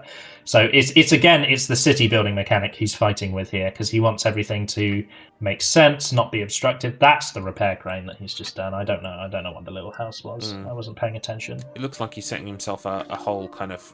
You can always be sure of a shipyard hospitable welcome. The doors of my Yeah, you will. storehouse. Anything else You I will can help effectively you with? build these big, bustling ports that should How hopefully wonderful to see satiate you your again. town's needs. Feel But free the, to the, come the, and the have a downside look of, around. I think I Markman said accept right this at the trade. start, this was a boob with a town as a nipple. The downside I of should boob inform as the your starting Emperor. location is you now need to find space to build all your dock buildings. Yeah. Thanks, Mark. Yeah, thank you, Markman. I know you've gone to bed, but thank you. He's in the land of dreams. We've had a second objective. That's what he was doing there. Oh yes. Now, not in the column that he was aiming for, but it, obviously it makes sense to tick off everything that you accomplish, even if what you accomplish is not what your aim is towards. And it's not a bad thing to have a well-established harbour. This game is about trading, so having a good harbour is a good harbour, right? Exactly. So it's not like that is an objective that will have set him miles back. He's definitely spent resources to achieve that, so it's not like he got that for free. Because otherwise, you can always ask yourself, if things are free, why isn't Hextree doing them? And it's because there is always an equal opposite strategy to not doing it that is just as valid. Yeah, I mean, Stephen, for the first time in a long time, is sub 10k gold now. Which is good. Yeah, I was sort of explaining earlier, you don't want to bank in the strategy game. It's a very common mistake that new players make in strategy games. If I show them a screenshot and one player has 10,000 food and wood, and the other player has 10 food and wood, and I go, who's winning? 9 times out of 10, they'll pick the 10,000 food and wood player. Yeah. And then you show them the mini-map, and you go, the reason that the guy has 10,000 food and wood is because he's not actually built any army. Resources are only good so long as you spend them. And the guy with 10 food and wood is spending every single resource he gets as he gets it, so he's got the maximum possible army he could have, and therefore is at the maximum strength he can be at, and therefore is ahead.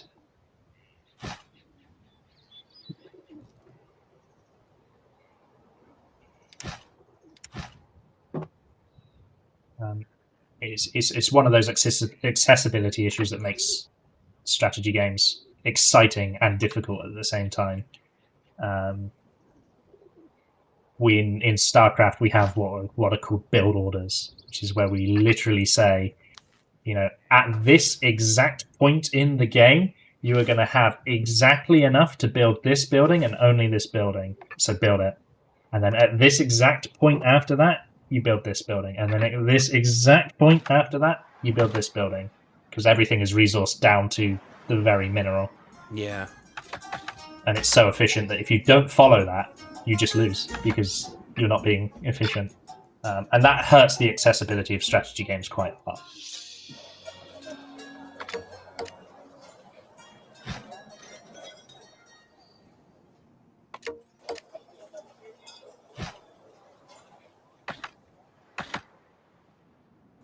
Looks like Hextree is establishing another desert colony.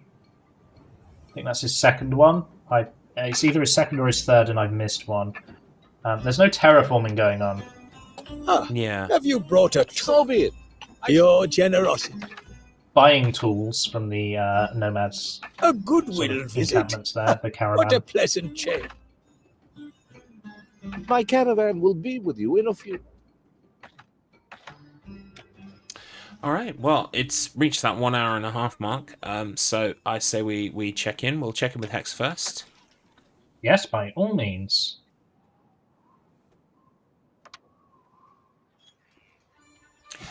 Good afternoon, Hextree. Hello? Checking in at the 1 hour and just over a half mark. How are we doing? bit better now. I think I found Hakim, which was one of the you were looking for squares on the board. Now I'll just have to figure out how to get an item from him. I've never really tried that mechanic, so I think we just wait and he eventually gives you one. I hope so. You're also dealing with a lot of rebellions and fires in your sort of... Yeah, the Cardinal was doing espionage and starting all kinds of stuff in my town. Not much you can do about that. Yeah, we remarked that he's very antagonistic, bit of a dick. Be quick. Greetings to you. Yeah. So, any further ideas as to strategies on the card? Still aiming for probably the second row. Yeah. Okay. With the second row, you're looking to do a little bit of warmongering, are you? Well, that can be a very last thing I do. Maybe just go all in on destroying something. But as a backup, maybe the first column. I don't know. I've never really built a large Noria, so I don't know how much I need to do to be able to unlock that. But first column's also viable. Interesting. Okay. Are there things you desperately want to avoid? I think at this point you said there is no... No, you know what? The second column is actually looking better than everything on the board. I didn't look at it before. But second column might actually be... Ooh. Yeah, I think second column is the way to go. Okay, well, there you go. That's all live strategizing. Yeah, pre-Nobleman stage, all of those. Fantastic. All right. I've changed my mind. Second column I'll probably go for. Fair enough. Second. Okay, well, goodbye, Hakim. Friendship ended. Well, okay, brilliant. We've got a direction. We will leave you to it, and we'll probably check in at the 2-hour mark, which is about just under half an hour for that first bathroom break. All right. Shall read the Stevens one if that's all right with you? He's now muted. Yeah, we'll talk to Stephen, but I just want to remark, very interesting that Hex has just come to that conclusion about column 2. So we were right when we said he's probably overlooked it. Yeah, interesting. Yeah. All right, now I have to remember not to say anything about that while we check with Stephen. Unmuting now. Hello, Stevens Rocket. I hope you're doing okay. Congratulations on having trade established between the Occident and the Orient. Yeah. I mean, look, I'm going to sort of go for the intimidation tactic of if I start filling up like easy bits of the board because I see there's no blue on the board yet. I'm just going to be like, I'm going to make it look like I'm doing better than I currently am. Just like start filling up squares and sort of like, oh, okay, Steven's actually doing stuff when really I'm probably behind. Excellent, playing the big mind games. I've noticed your plan of keeping the Cardinal on side. It's not going great. He demanded, I think, 1,700 gold from you not that long ago. Well, so look, if I pay the tribute, then maybe that might just keep him sweet. You know, just like if he says do the jump, then I might have to say how high. So it is still trying to keep him on mind. Yeah, you did something to really upset him, but we missed it. What was that? Did you try to settle on his islands? Yeah, just by existing, really. No, but by building a new island. So most of the computer players like commend you for doing well and give you points for doing well. People like him do the opposite. They're like, oh no, you're doing too well, minus points for you. Okay, so he's purely unhappy that you are playing the game. Yes. Excellent. Thanks for picking him as an opponent. Yes. I wanted something to be adding sort of adversity to the run. No, to be fair, like I was expecting like something hard, like at least a hard opponent to kind of like just make it a little bit spicy. So yeah. The flesh is weakened. Any questions from you guys? No, nothing really. I mean, we noticed that you're filling in all of the squares that you do, even if they're not necessarily like pivotal to your strategy, because you've got one in on that first column now. Still aiming for the second column as your main strategy. Well, somewhere between first column might be. I mean, I'm going to have to do like seek a rule clarification from Hex at probably half time because it's not important right now. It says 6 stage 1 attainments. I mean, it just to demonstrate. So these attainments, if I was it F7? No, there is a button, and yeah, these attainments. So it's unlocking these things, and it says that they're at level 1 out of 3. I need to know whether you have to like max out. You want to know whether level 1 counts as an attainment, or whether it's you must have 2, 3, 2, 3, 2, 3. Yeah, I mean, if I need to do all 3 levels of each level in order to claim each one. Gotcha. The Sultan will but other allow than you that, to construct these buildings. because this might suddenly seem doable. Column 1 might suddenly be doable. Okay. Cool. Well, it's just over 20 minutes until the first bathroom break, so we could probably, when we do that break, we can also gain that information and then move on from there. Yeah, sounds good. Cool. All right. Well, we'll leave you to it, and we'll check in with you. Well, we'll be back in about 20 minutes. Yeah. All right. Thank you. There we go. Muted. I love that everyone's struggling with the Cardinal. That's really what I was hoping for when I picked him. I do my. Again, it might have been unfair of me, but I'm happy that Stephen, at the very least, he's taking it in the spirit that it was intended. As you know, it keeps things spicy.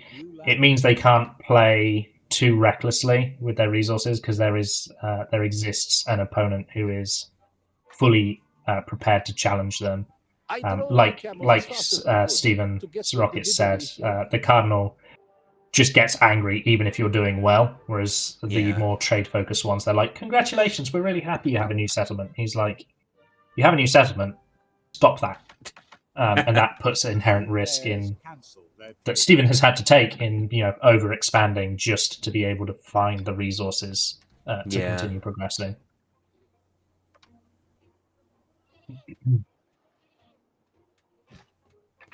Of course, Wooker. That's my favorite word because it hopefully gives nothing away. Favorite word is interesting, and his favorite words are exclusively reveal. Yes, I can exclusively reveal that. Something interesting. It's my way of reacting so that I don't give anything away. Oh, I know. The moment the moment Garlips is saying interesting, it's because he wants to go. But did you know that this is this? Yep. Interesting silence is Garlips. It's not for the person he's saying it to. It's to shut himself up. I fully empathize. It's a very good failsafe because that way, if I use that word every time, then people won't associate it with like good or bad. Like it will always be interesting. Amazing. I run a tournament that is shamelessly stolen from a famous Age of Empires tournament. It's called the Invisible Cup, which is a populous tournament where I hide the identities of the players so people don't know who they're against for their matches. Oh, that's cool. Yeah. But I do know who they are. And a big part of the suspense is all the guessing and stuff. But because casting is so high energy and so sort of off the cuff and you have to throw things out as they happen, you have to get really excited and really worked up. I'm spend the whole time going, what if I say a player's name?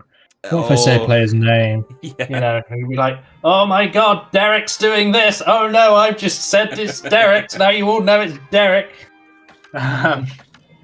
So I'm very familiar with like the interesting to shut yourself up. I've got a whole bunch of things that I can say, which is like, oh, I almost let the name slip. I'm just going to go into this and shut myself up. The knights are keen to demonstrate their tricks of the courage in trade. battle. So we've got 2 marked off for Hex there, Bread and Mosque. Yes. So he's on the put board. himself on the board. This is sort of what we were saying. Stephen's Rocket has had one objective for most of the run and 2 objectives for a good chunk of the run. And just like that, Hex is like bang, bang. And that's what we were saying about don't be swayed in your Twitch gambling to go for Stephen just because he had 1 objective on the board. Yeah. Hex was very much playing, and you can see in the way he was building this slow establish himself game. And now he gets to just explode and hopefully mark up a bunch of goals. It's always a pleasure to see you here. But the second column for both players does mean they are going to be doing that one objective that I said I would be avoiding. They're both going to be doing it. So what do I know about this game?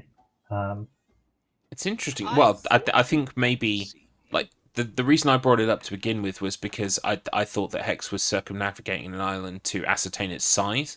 I definitely think there is, like, maybe that's not what he was doing in that particular aspect, but I think once both of them might have discovered this very small island, that becomes a more possible venture, as it were, that they can embark on once they know what they're dealing with and the terrain. Yeah, they still won't rush for it. One of the main reasons they won't rush for it is because, as we've seen with Stephen's rocket, the mere act of expanding pisses off the Cardinal. So they'll want to make sure they are in a position. Are we allowed to swear in StruggleR? Absolutely. Yeah. Excellent. In that case, I don't need to temper my language. So the Cardinal is an absolute asshole, and he expanding, even if it's to a tiny island that he has no interest in. The very fact that you have done that is an insult on him and his entire family, and he will spit on your grave as a result. Yeah. So they won't rush to do that objective for so long as they need to keep him on side, because it will just passively drain their resources to do so, to keep placating him.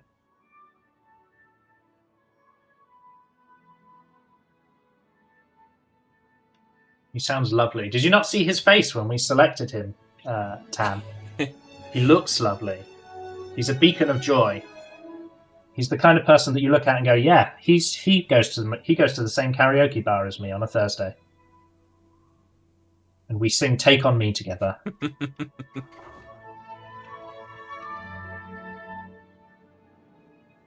He does think that Ice9 kills are a little bit too seen for him.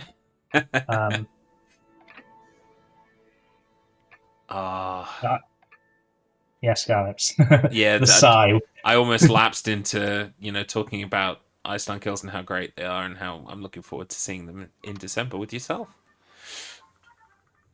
He basically is a blurry red mass. He's a blurry red miserable mass. But I will get you a little picture. I might not be able to send it because of the Wheel of Struggle rules, but I'll get you a little picture.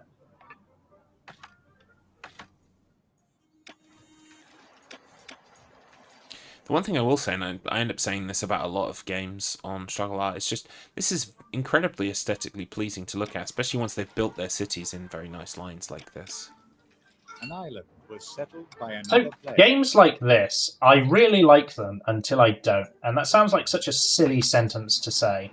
But when it is about the building, I'm like, oh, this is lovely. This is the best. This is the most relaxing thing ever. I could play this game for hours.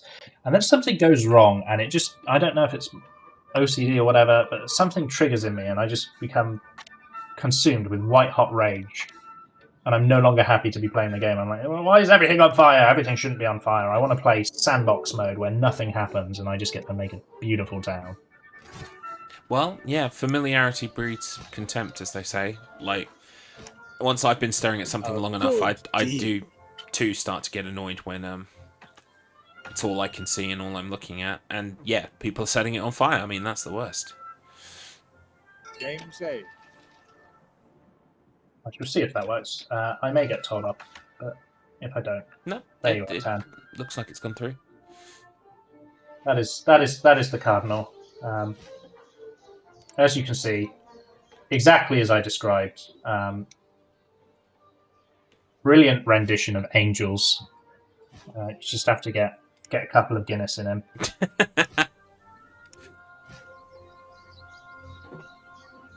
I don't know where I've taken that storyline. I do apologize. He does look like a karaoke, but you can't steal his thunder. He's got to sing the high part, the last chorus. If you take that from him, he'll extort money from you, as we've seen. The wife reckons you should be canonized, or at least beatified. He likes to be Diana Ross in Endless Love as well. Is that a bit too far?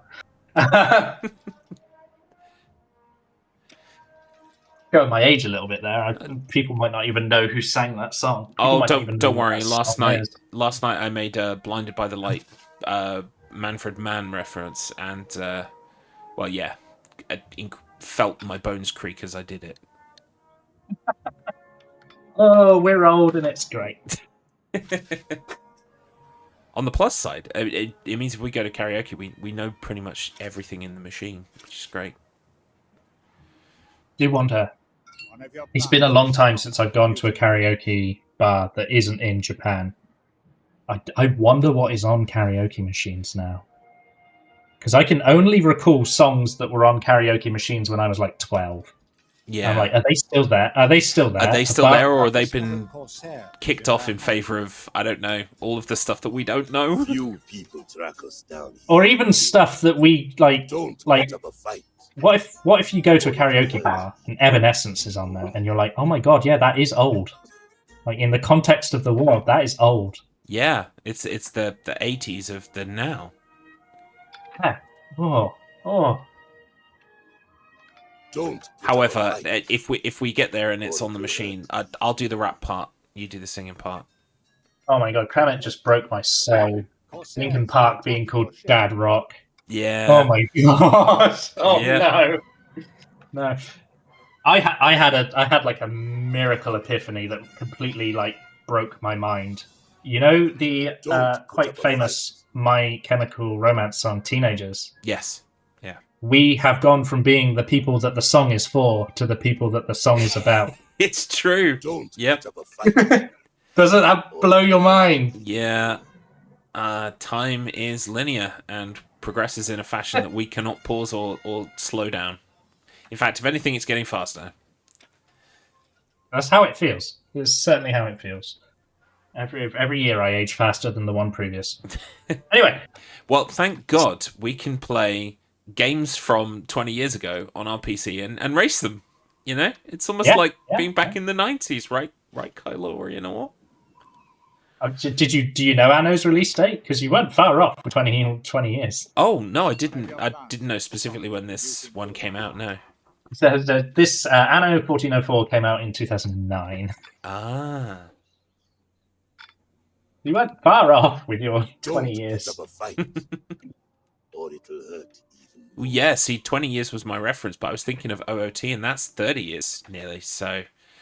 Goodness Jeez. me. One contradicts us. Emmett says time feels faster because generally we have less significant events. Well, that makes me feel Have sad. you anything new? I get it's true, but that makes me sad.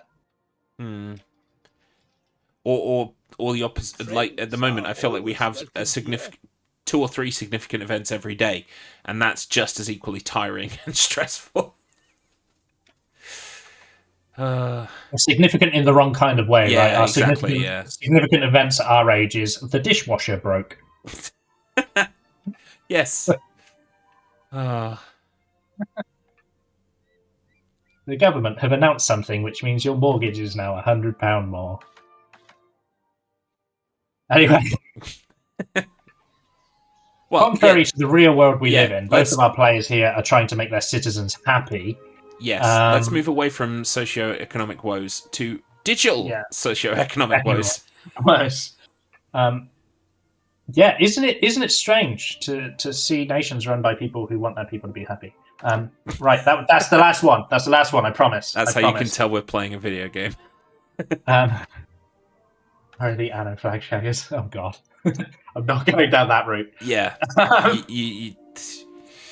They don't cost a lot to build. Let's just put it that way. Hextree being very nice, he gave us a big view of the map there. We can sort of see the territories controlled by everyone. I believe the red is the Cardinal, and he is holding plenty of fun. Yeah, I've been looking more at Steven's screen than Hex's, but I gather as well, it seems like Hex has had less kind of like issues to deal with in his big city at the moment. Things might have calmed down. He's got very nice, well-established trade route. And he knows what he's working towards now. So I suspect we'll be seeing him going towards the terraforming objective, perhaps on one of the islands he already controls. He's got 2 islands. Yeah. And as opposed to just making someone like the Cardinal angry to go to a smaller island, because he's been on that island for so long, he might just be able to just terraform it.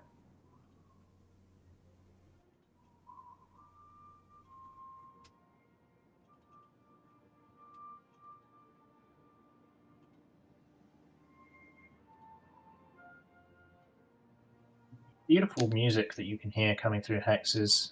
It's one of those things that some Anno games are really well known for, is just this phenomenal sort of Production has been disrupted. grand compositions done by Dynamedium, who are a company who have been involved with a lot of games that people might know the titles to. You always know exactly Crisis what 2 we want. they did. Oh, wow. Anno 2070.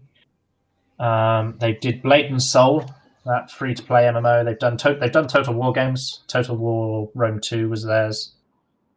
Also done Mortal Kombat X and 11, Injustice 2. They've said that Total Warhammer and Warhammer 2. So they are known for games, and they're also known for games sort of in this era. Tropico 6, another one that they've done. So that's sort of why you're getting these lovely soundtracks, slightly turned down because they're actually very loud within the context of the game's audio balance. But yeah, big production company behind these soundtracks, which is why you're getting sort of high quality out of it. Yeah, you definitely get a sense of there's sort of like a lovely kind of grandiosity to it, especially when those flourishes seem to get louder when you're doing something specific as well. So it kind of reflects the gameplay as well, which is nice. 40 glass marked off for Hextree now. Ooh. As he's now taking the lead for the first time in this race, almost at the 2-hour mark. But if he keeps up at this speed, I mean, the average time between ticking off, if you take the first objective as the start point, the average time for being ticked off on objectives is less than 30 minutes to do all three. So you're seeing an objective every 10 minutes for Hextree. Stephen's been on those two objectives for quite some time. Hello, Megan Returns. I hope you're well. Yeah, welcome in. You join us at the almost 2-hour mark of an intense Anno 1404 Venice bingo race today. Both players are trying to tick in a line across the board. Oh, yep, there it is. 40 bread.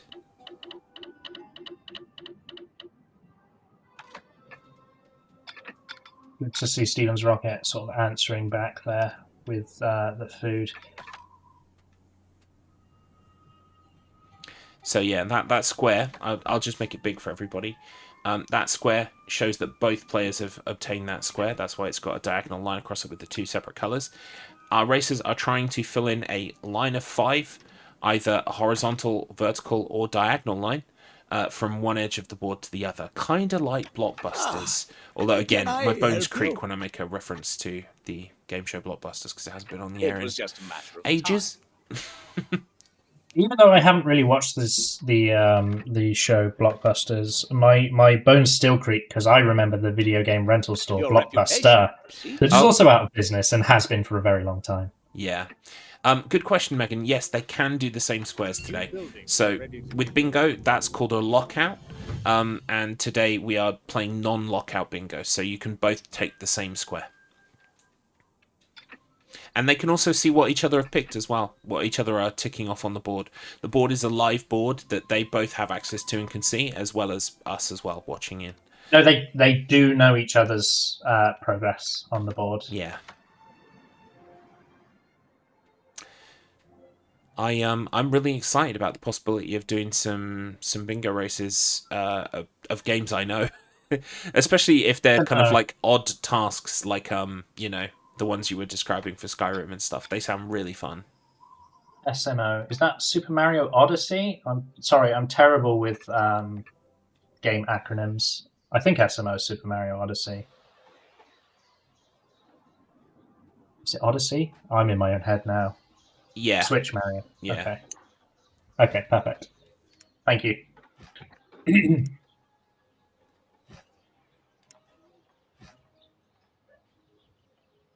You can also do, for games that aren't quite as long as this, I mean, if we did it for this game, we'd be here for the 45 hours that Garlic joked about accidentally earlier. You can also do Full House Bingo, Megan, which is, it's a race to get every square. Zooters often do Full House because sometimes the boards can be like, especially when the players know glitches, they can do a line in like 10 minutes. So they often do full house boards where you've got to get everything. Speak.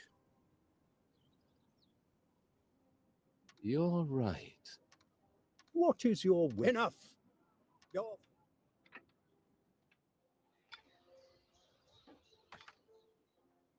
Bingo is a fantastic way, and if any of you are looking to sort of bring other strange and wonderful games to StruggleR, we do accommodate sort of atypical ways to play it. We've got multiple randomizers going to be taking place in this StruggleR season. We've got this bingo. We've got challenges for bingos in the next season already as well. So you can come to us with a weird and wonderful rule set that makes a game a little bit more raceable. Totally, yeah. As long as you've got someone who will race you at it, we will, if we can, we will put it on. Yeah, and it's spot on what Kranit said there. It's fun for on-the-fly routing in semi-linear games. Yes, and in some cases, I think you'll agree with me, for strategy games, it's a fantastic way of making a strategy game raceable. Because games like this, Anno, you start it in the morning, and unless you have something to do, unless a real fire breaks out in your house, you spend all day on it. Yeah. So it helps make things raceable for us to have these objectives that players are working towards within the context of the strategy game. Yeah. Sesh. Have a sesh with your strategy game of choice. Good morning, Tater. Have a safe drive to work. I'm assuming you can hear us, but if you can't, too bad. Honored by your consent.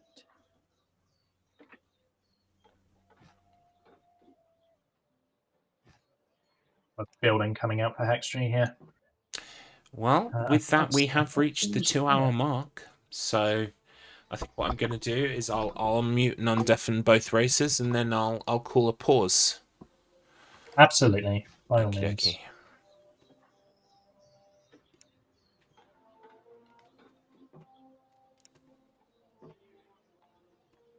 Okay, racers, you should both be able to hear me.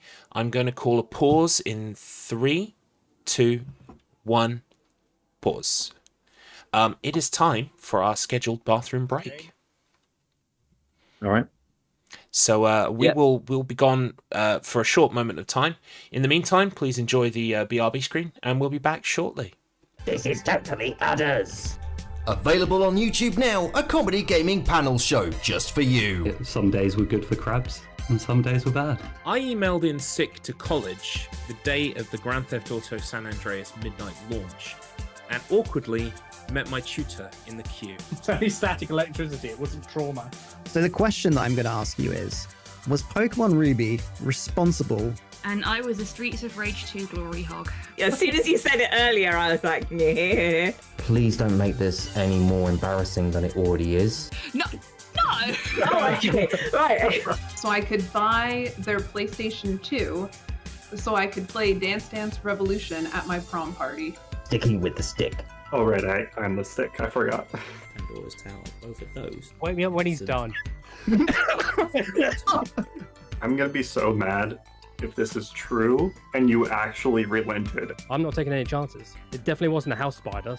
Otherwise, I'd be fine. I'd just leave the room instead of the house. Let me get inside you. I also acted once. See him doing that. That's the problem. Is being totally utter a good thing? It is basically a vibe. The low-res festive special is available now.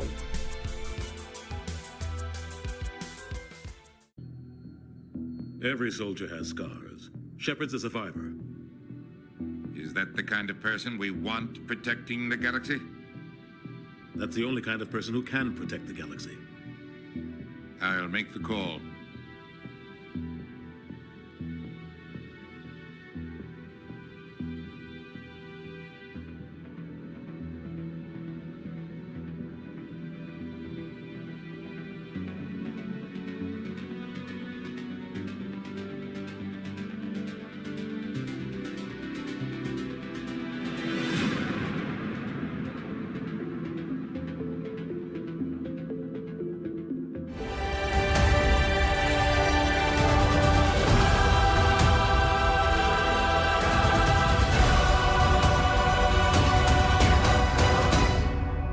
You were born to do this.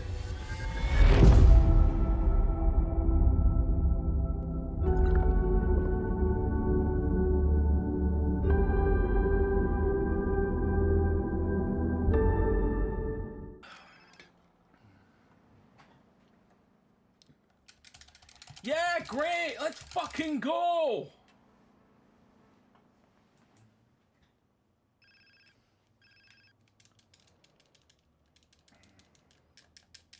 Right, I've got it. Let's go. Yeah. Now we're in a cutscene. Great, a gym. Fucking amazing. I've always wanted a gym for Christmas. Move! Hello, friend.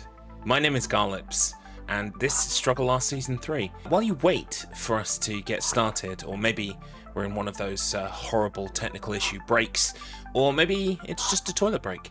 Either way, sit back, relax, and enjoy these highlights from my stream, where I've been playing the Wheel of Struggle over the last couple of years. The Wheel of Struggle, for anyone who doesn't know, is a gaming group dedicated to playing a new game every week, setting a score, and then seeing how badly you've done against people who you love, know, and respect. But enough chit-chat. Check out these highlights.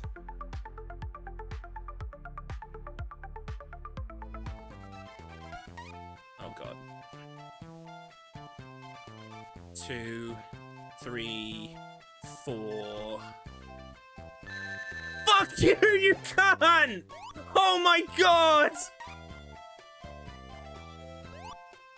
Oh my god!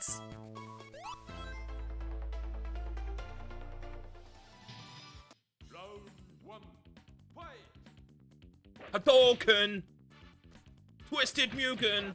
Hadouken! Hey, go in the shop and buy some fucking dignity, you cunt.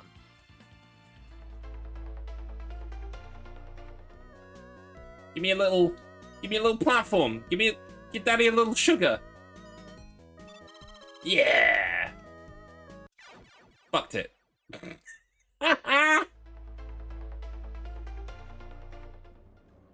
Who am I gonna get with this?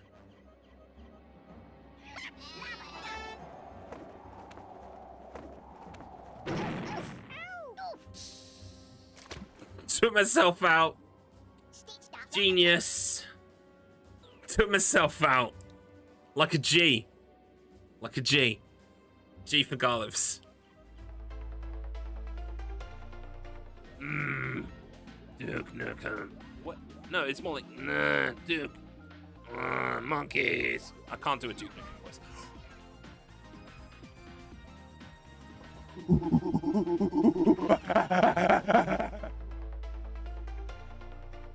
Can I get someone to, like, chop the corner off? No. If anything, you're going the wrong way, sir. No, no, sir, you're going the wrong way, sir. Please stop, sir. Sir. Oh no, this is bad. Sir? Fuck.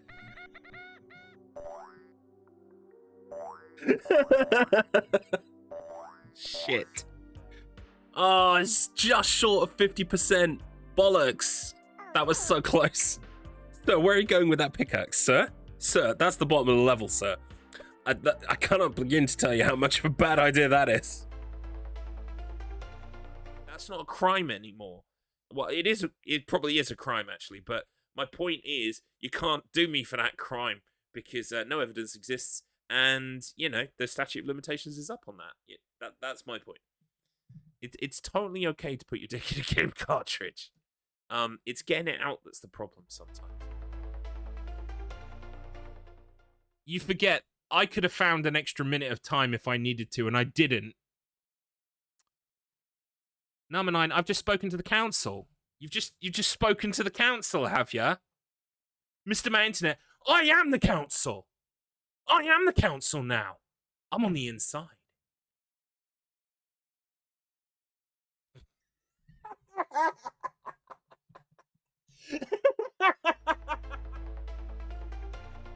Fuck. them. They need to die. Right, you need to rest. Blobby! Not right now, Blobby. I'm winning the war, Blobby. You remember the war, Blobby?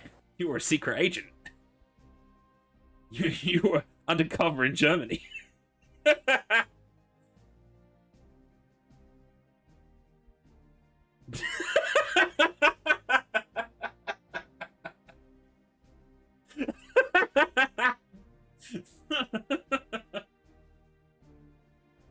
Ja, das ist ein Blobby.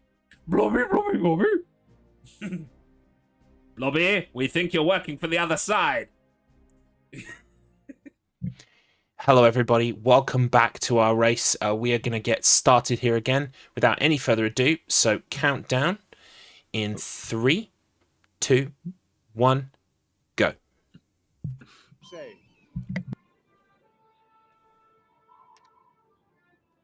Just catching up on the chat of the break. There we go. Comment said a few things. Sort of. I agreed with. I took umbrage with because I agreed with it so severely, and it's sort of the 4X subgenre where games take 3 to 5 business days. The 4X refers to, some people call it grand strategy, and it is a genre that is just the strategy game formula on steroids. If you've ever seen Civilization, Civilization is actually not considered a grand strategy. It's considered like the gateway. Yeah. It's like grand strategy light. So if you think games that have more in it and more to do than Civilization, which is already a notoriously involved game, those are your 4X strategy games. And yeah, I used to play Europa Universalis 4, and I would spend an entire week on one match. So, very good example of a game that benefits from a bingo system, because then you can just aim to some stuff. Welcome. That does not take 5 days to achieve. I thought you would come a little closer. I shall grudge if it's dead. I am the beginning and Ooh. the end. Bunch of people looking very angry on Hex's screen there for a second. Paradox games, yeah. Friends are always welcome here.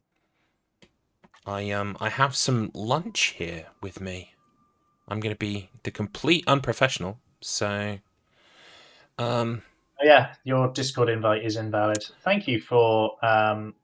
Oh, is that because of... Is that the bot? So I'm Push. Yes. Sorry if I bastardized your name. Thank you for telling us about that. Let me see. I might be able to change that. I might be able to fix that in real time. Let me take a look. It says the one in the About section works, so you might just be able to yoink that. Put it in the bot. Either way, yeah. So it looks like Hextree's returning to his Ossid civilization. I think I can't even really tell where he is, but he has gained the 6 stage 1 attainments. Excellent. Salam alaikum.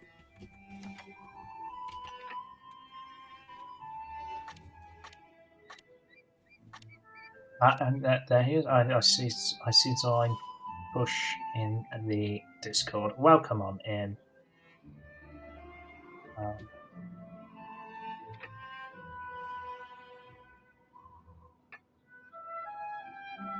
Thanks for sorting them out with that link as well, Kramit. Very helpful.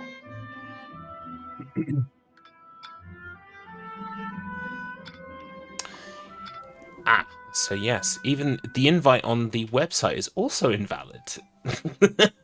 That's great. Thank you for sorting that, Kramit. What that suggests to me is whoever created the invite forgot to make it unlimited. Yes. Or someone tidying up the invites went, "What is this for?" and deleted it. I will. At the moment, I can't really do much because I've got to keep my Discord full screen. So that we can capture Steve's gameplay. Steven, sorry, I shouldn't assume. So what I'll do is I'll make a note of that and fix that as soon as possible once we're done here today. Get all those links We will get updated. that corrected. But thanks, Kramet, for being on top of that, and Yeah. thank you for pointing that out.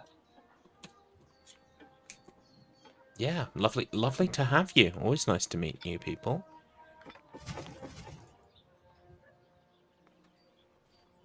So the Discord that you've joined, it's sort of split into two main events. We have the Wheel of Struggle, which is like a book club for games, where we are not allowed to practice, and we play games weekly, arbitrarily decided by a wheel, and see who can get the furthest within a specific constrained rule set. And then we have StruggleR, which is the polar opposite, where players can nominate any game so long as they can come up with a rule set that makes that game raceable, and come up with any game, challenge any player. They can bring in friends as well to race against them. You don't have to challenge someone already in the community. You can, of course, expand to the community. And yes, the StruggleR is our racing segment that happens in the off season of the wheel. Yeah, I will at the end of this race. I'll run through a lot of the next few months and show off some of the races that are going to be coming up. They're all very cool, very exciting. Your conduct is most noble.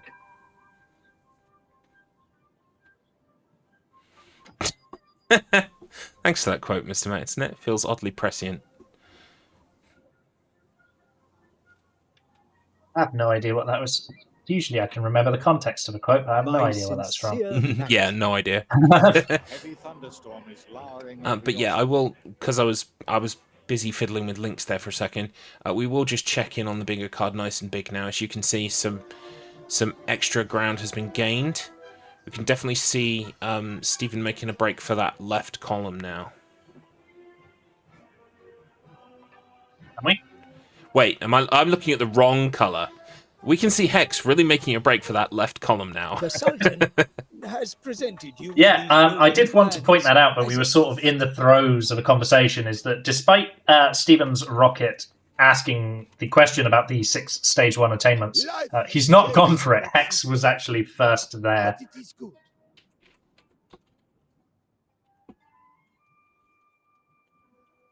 StruggleR is this close to subsuming the WoS. WoS will be the off-season. There is no rule against it. There are players who specifically want StruggleR over the wheel. There are people who specifically want the wheel over StruggleR. The beauty of it is it's all voluntary participation. You can be as involved or as not involved as you like. We even have some people who don't participate in either, but just like to watch. The knights are still utterly exhausted from the last.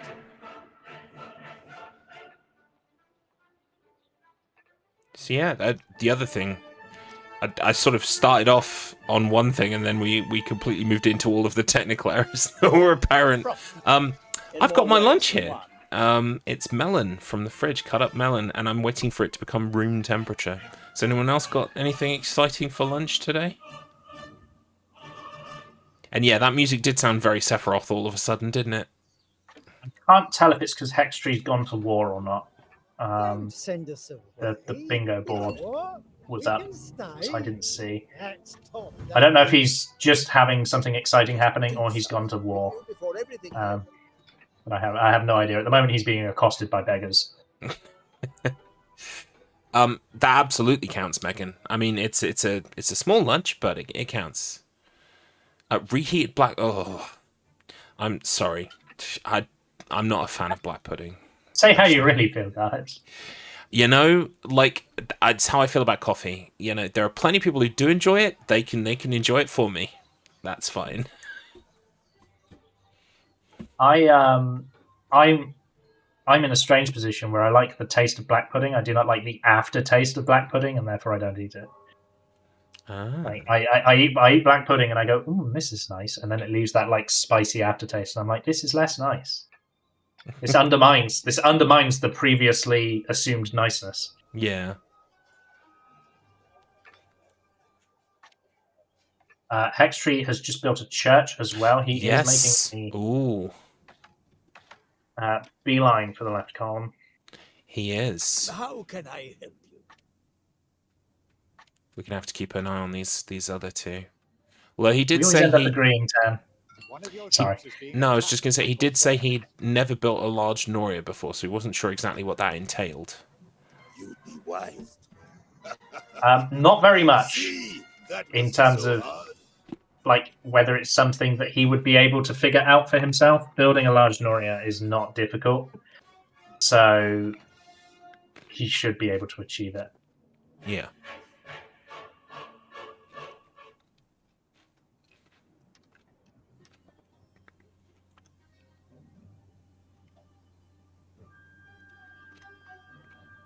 Everyone at court is relying on your skills in this matter. Every time Hobbiton is telling me about their dinner, it usually involves salmon, and I'm usually jealous. I'm a big salmon fan as well. I don't eat as much of it as I would like. Same. I would eat it every day if I could. Quite pricey. Yep. The caravan will set off as... The camels are running as fast as their legs will.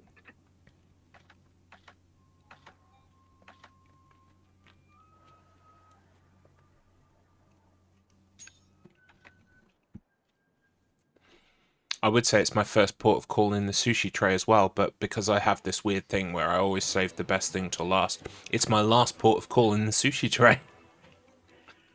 I know. For me, I have one fish that I deem as clearly superior to all others, and it's the only thing I order when I go out for sushi.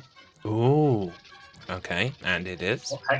Hextree's town on fire. I will go back to it. Don't worry, I won't leave you in suspense forever. But once again, the Cardinal is messing things up and starting some fires. But yeah, it's tuna. Tuna is also very good. Yes, I'm all about good tuna. But tuna is a lot like what Kramit described black pudding as. Really bad tuna is like worlds apart from good tuna. Yeah, I've had very dry tuna steaks before that were not great, but I've had other ones that were sumptuous. Can I help you? You can always be For me, it's a very... it's a staple. We have tuna at least once a week, and it's usually mixed in with some pasta or something. Yummy.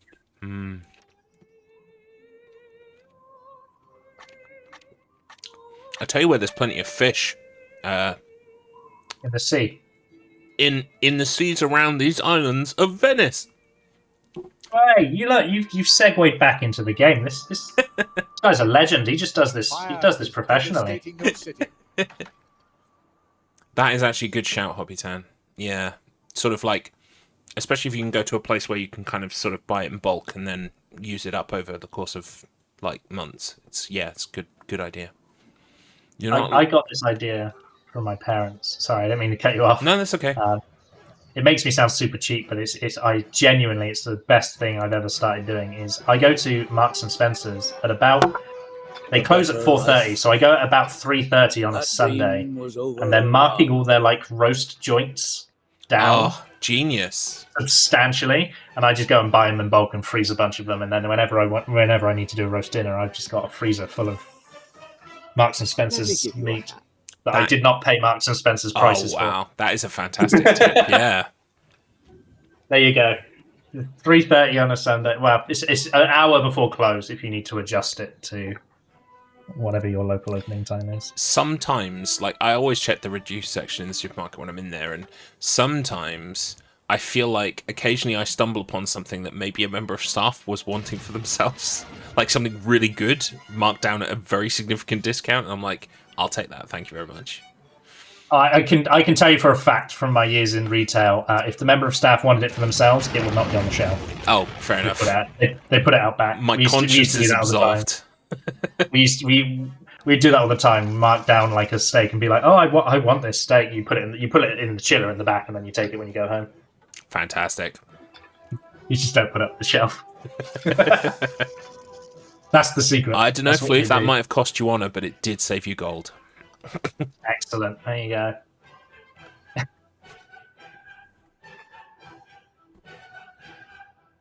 We are having a very dramatic time for Hex, yeah. I can't tell if it's his war or if it's just a war in the world, but everything's on fire, things are rebelling, people are unhappy. I think he's in war, but I'm really not sure. It's our war. Oh, we have naval battles. Naval battles as well. That's Corsairs, so I think that's pirates. Oh, okay. But still, yeah, Hex is having to deal with some of the combat elements of the game.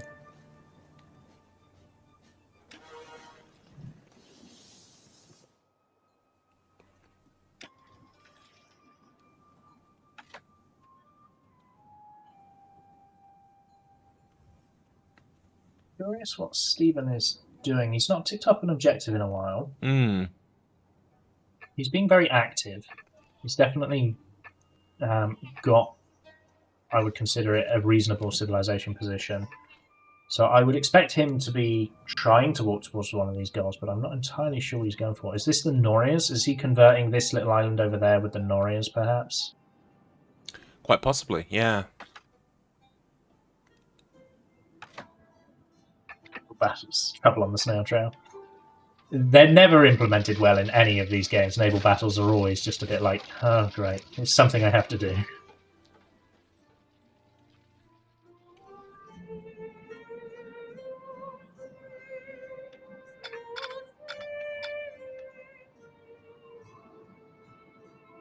Things might be calming down on Hextree's end.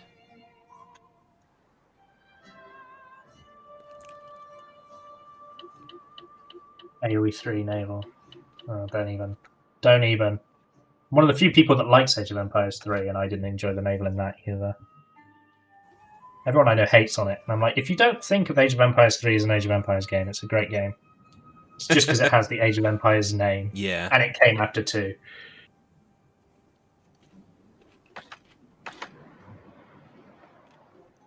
Micro-naval battles like those pirates. Is that Sid Meier's Pirates that you are referencing? If so, that is a fantastic game. And the insult that your character says to the noble that's harassing females lives in my head rent-free, even I now. rate you highly. I regularly. I'd be happy to help you. I rate you highly. Never liked the card system from AOM onwards. I never liked Age of Mythology. That's another one of my minus nerd cred points, is I really didn't like Age of Mythology. All the god powers and myth units felt too much out of my control versus just having nice organized armies. Is that the? Did you say that that's the one that's getting DLC soon, or one of its? Yes, yeah. It's 25th, I think it's getting DLC, or 30th. One of those 2 dates.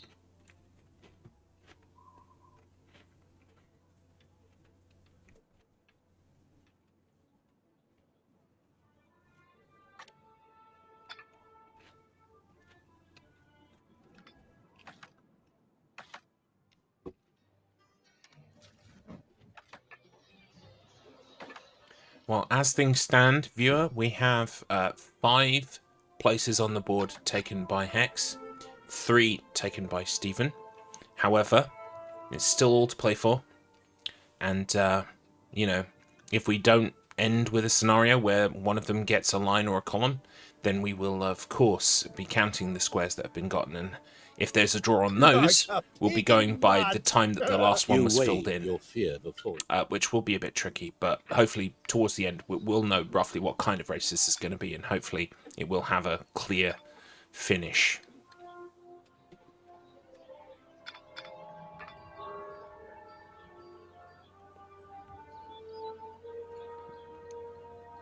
One of your plants has stopped producing goods.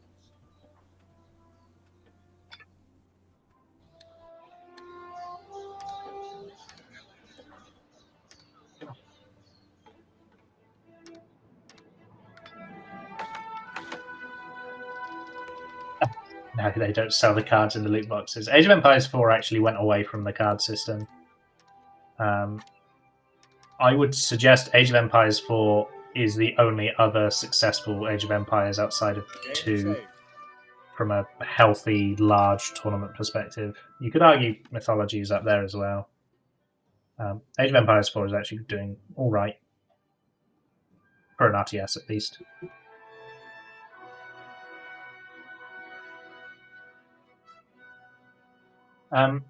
Either way, it looks based on the objectives that I see remaining on the board, Garlips, building a large Noria is not hard. He just needs to envoy for it.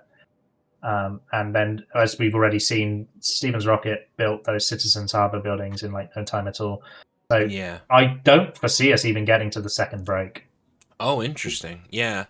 I think you might be right, yeah, because, yeah.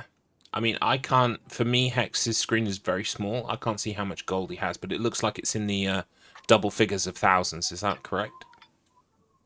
Let me have a little look. I'll make it bigger.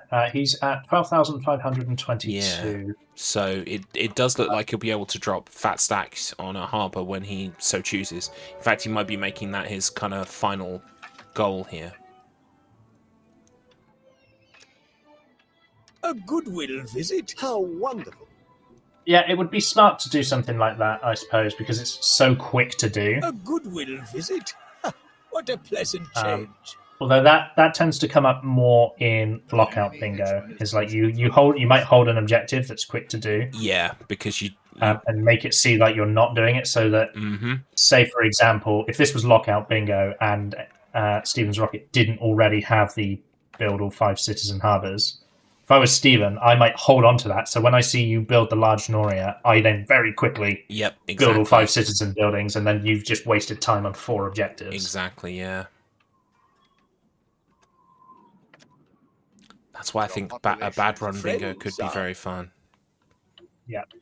Because you might be running, I don't know, Cry of the Infected, for instance, but then you realise your opponent only needs, I don't know, Mr. Blobby to win. So shut that thing down, immediately jump into Mr. Blobby and try and beat them to it.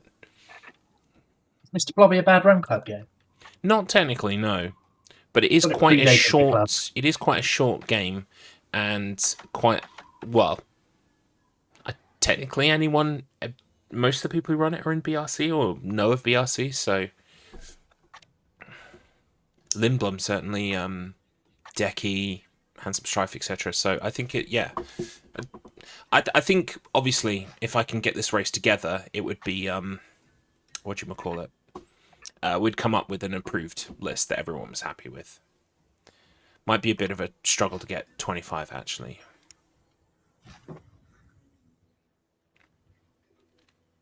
I was removed from the run club, so I can't currently check what games are in the bad run club. There's a whole bunch that you know are about 10 minutes or so, 10 to 15. So. I'm just toying with the idea at the moment. My mind is all about bingo at the moment. Yeah. And we currently have 30 races as part of StruggleR Season 3. It's a big round 3-0. So, although I would like to put some special extra ones in at the end as a finale, if we just live with the 30 that we've got, I'll still be very happy, because that's a nice round number.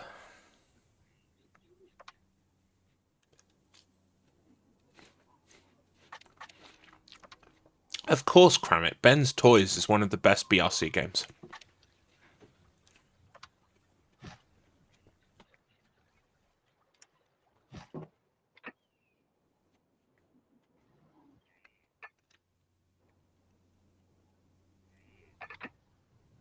$100 races for Season 4. Season 4 will definitely be more, what's the word? Less insane? Yeah, it might be the case that we kind of focus, maybe, like it would be nice to do some mini tourneys, I think, as opposed to, you know, big seasons full of games. We would still have those like one-on-ones and things, but it would be also nice to go, look, a bunch of people play, for instance, just picking one thing out of the random ether, Ocarina of Time randomizer. It could be that we've got quite a few people who play that, so maybe we'll have like a tournament bracket and do like a mini tournament of that. I'd also like to put on some Wikipedia races at some point. That's still in the back of my mind. So a tournament would work really well for that. So yeah, things like that. There are so many possibilities. All I know is I'm not going to sit down and plan 30 races next time. It'll be a lower number than that. I shall hear not one word. But I mean, I am, it went together fairly well. Like, didn't take too long to get them all planned out. About a month, I guess, total. People are very forthcoming with their time and their schedules and very helpful and lend a lot of time and energy to this, and I appreciate that. You can tell people that Hassan Ben Saeed burnt a hole in your purse. Yeah, that's a good point, Cram. It could be that the finals for said tourneys then become races proper in StruggleR. Yeah, we've got plenty of time to work out what the next season will look like. But yeah, I'm excited. It won't be going away. It might be a bit less insane. That's all.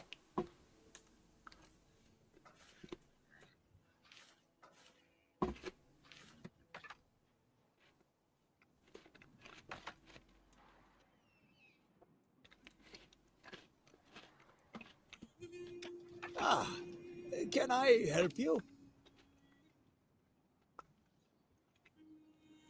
So I'm presuming if Hex builds this large Noria, we will recognize it when he does, because it's going to look like one of those previous kind of like flourishing well things, but bigger.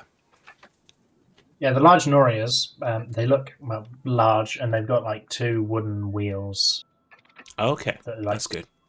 Spinning water everywhere. They're like substantially bigger than like the size of a farm. If you've been seeing the size of the farms that they've been putting down. Players will definitely know if they have a large Noria. Cool. How can I help you? Are you interested in precious items from the Orient? A fair trade.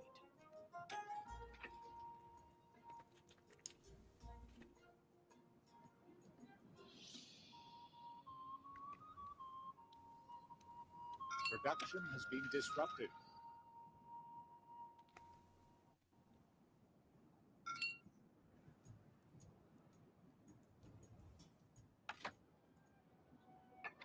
I will say though, if chat are listening, that I'm always on the lookout for strange ways to play games that we already have. So, for instance, the Ring Shuffler is amazing, and I love it.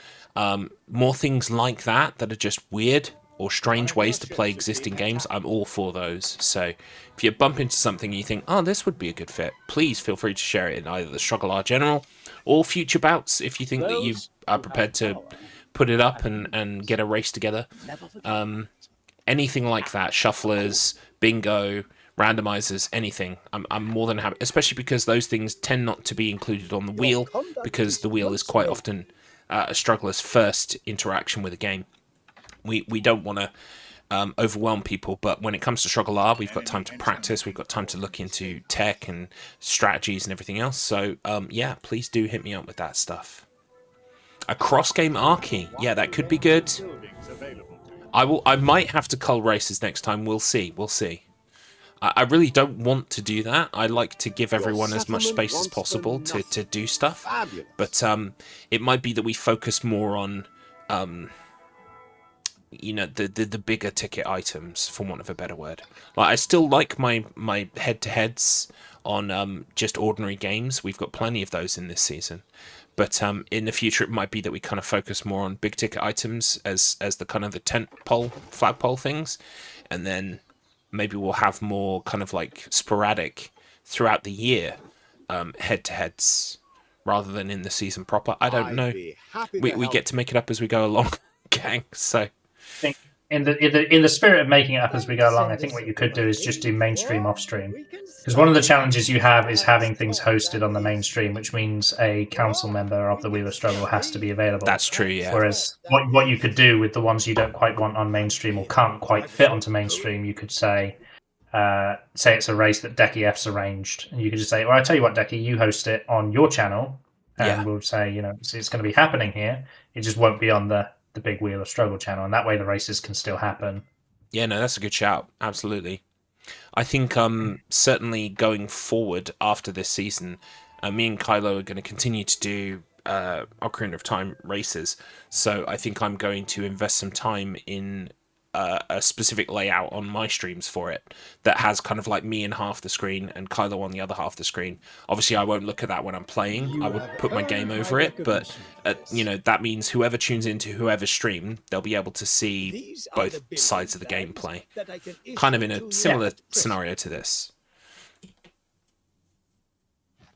Speaking of this, it looks like Steven's rocket is doing some terraforming. Mm-hmm. And it looks like Hex has ticked another box. Yeah, the one in the middle. Yes, stage 3 attainment. 3 stage 2 attainments, even. So, again, Hex continues to show that his slow start was pretty much, as he'd written in his own document, laying the groundwork, laying the foundations for what he wanted to achieve.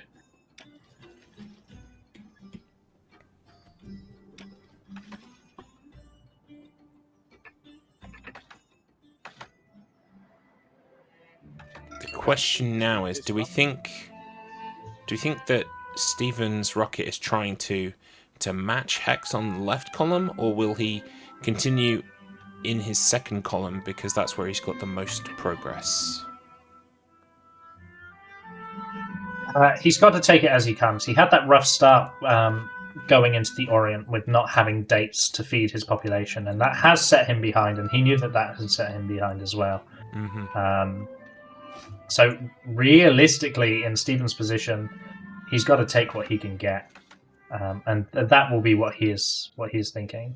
Use all your cunning, and you will be able to complete this assignment. Maybe.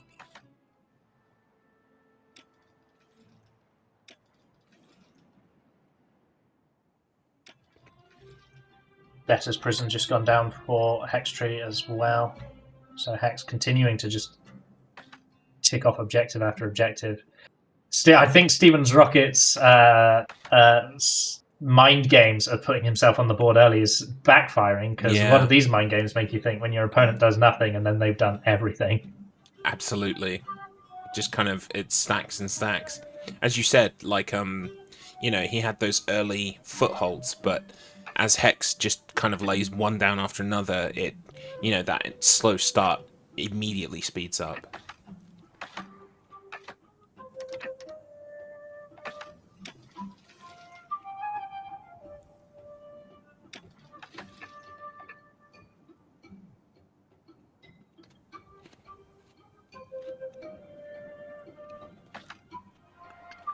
And this works out nicely for Hex as well, because if he truly doesn't figure out how to get a large Noria, he can just do something else. Yeah. With the amount of board control that he's establishing, row 3 is open to him. You know, column 3 is also open to him. He did think doing row 2 might be good, and just burning a market or building at the end. Yeah, he's got that in his back pocket because he made friends with the guy, Hakim. So hopefully that might just pay off later anyway. There are dents in the armor. And one... We'll have to see what our players are choosing to do here. We'll be able to ask them in 10 minutes. Mm-hmm. That we will.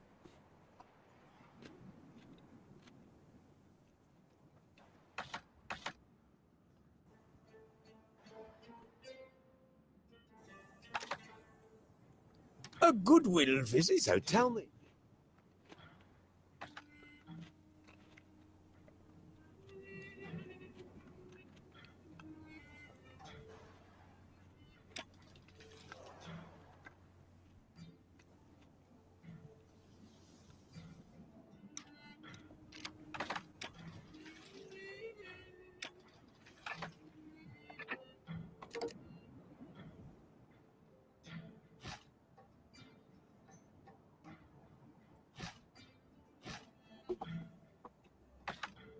Steven's rocket plugging away at those quests.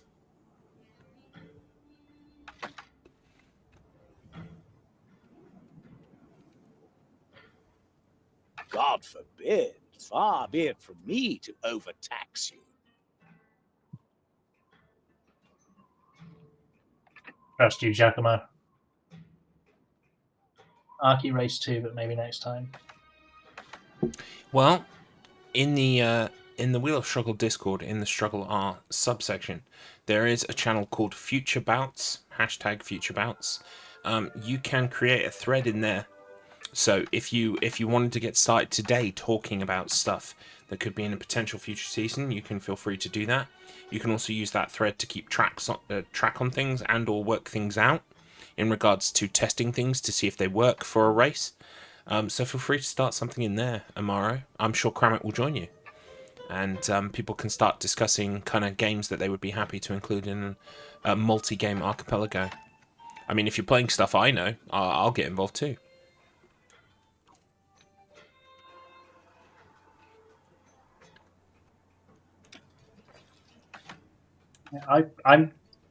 I'm feeling a little bit stupid here. I'm trying to understand what Stevens Rocket is doing, and I'm not quite getting there.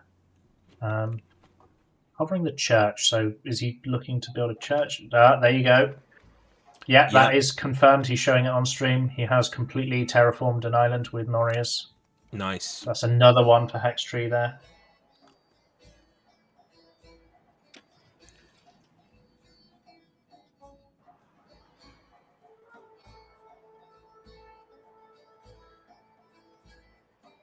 So Hex, the large Noria, yeah, Hex is really edging his options here by keeping both column 1 and 2 viable for a race win. It just applies pressure, doesn't it? Before the Debtor's Prison, you could have said Hex was winning in column 1 and Stevens Rocket was winning in column 2, but now, Hex is winning in every column and every row. Yep. Except row 4. But if you're looking at this, you're very satisfied with how this board is shaping up for you, because it just means you've got so many angles and so many options. He's edging his jerkins. He sure is. Edging his jerkins.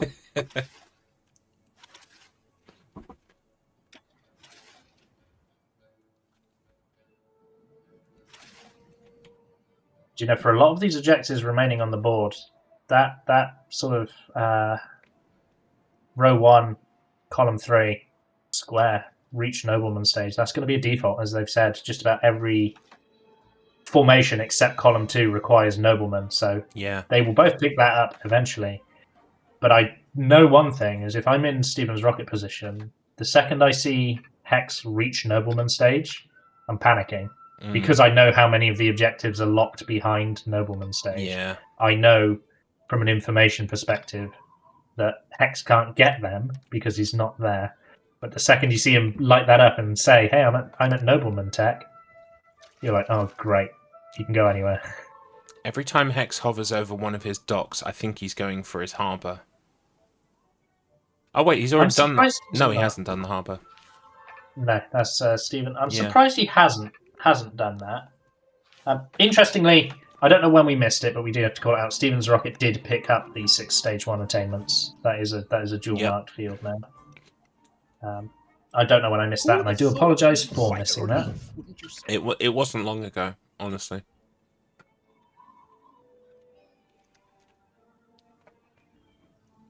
Even still, I think Stevens Rocket.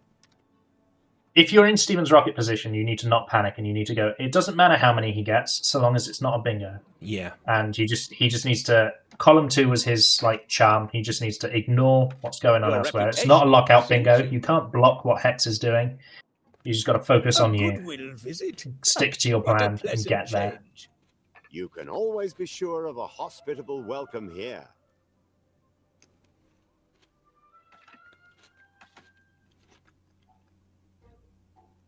One stage 3 attainment for Stephen.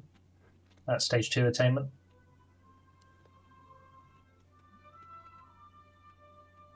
Oh. Pick up another one? That was doing the math to see if he could pick out all of them. I think Hex just got a 1 stage 3 attainment, yep. Hex just needs 1 square. He just needs to fill a flagship's equipment slots with 2. And, we saw how easily and how quickly Stevens Rocket did that. So Hex could be winning the game any moment now. Yeah. Can you lend me a hand? We could be very close here. It's always a welcome. What do you have?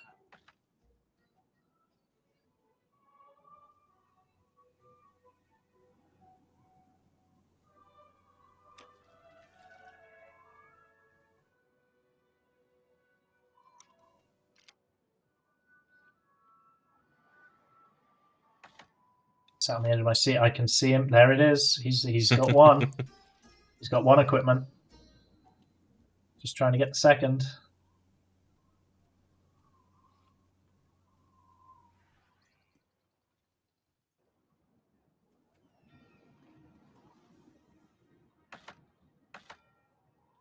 Feel free to come and I regularly.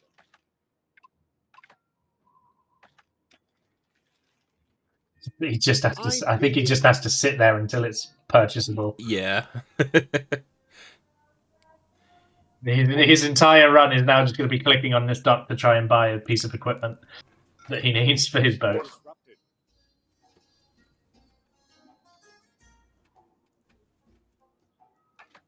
And making sure things don't burn down in the meantime. Well, the beauty of a bingo is, with the bank he's built, Your reputation. one can argue that even if the Cardinal went to war right now, so long as he doesn't sink that boat, Hextree's still in a very commanding position within the context of a bingo, right? Yeah, totally.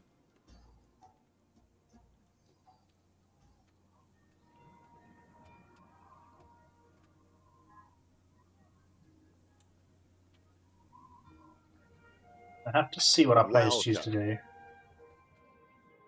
Hex is definitely sort of just stuck here. He just has to keep seeing what is sold here, whether it is the piece of equipment he still needs. But he also doesn't want to hyperfixate. There are things. Cardinal's not happy. There are things. There are things he can just sort of be doing in his own sort of way. Oh yeah. Cardinal absolutely hates him. Did you see that arrow? It's fully off to the left. Mm-hmm. Cardinal could not hate him more if he tried.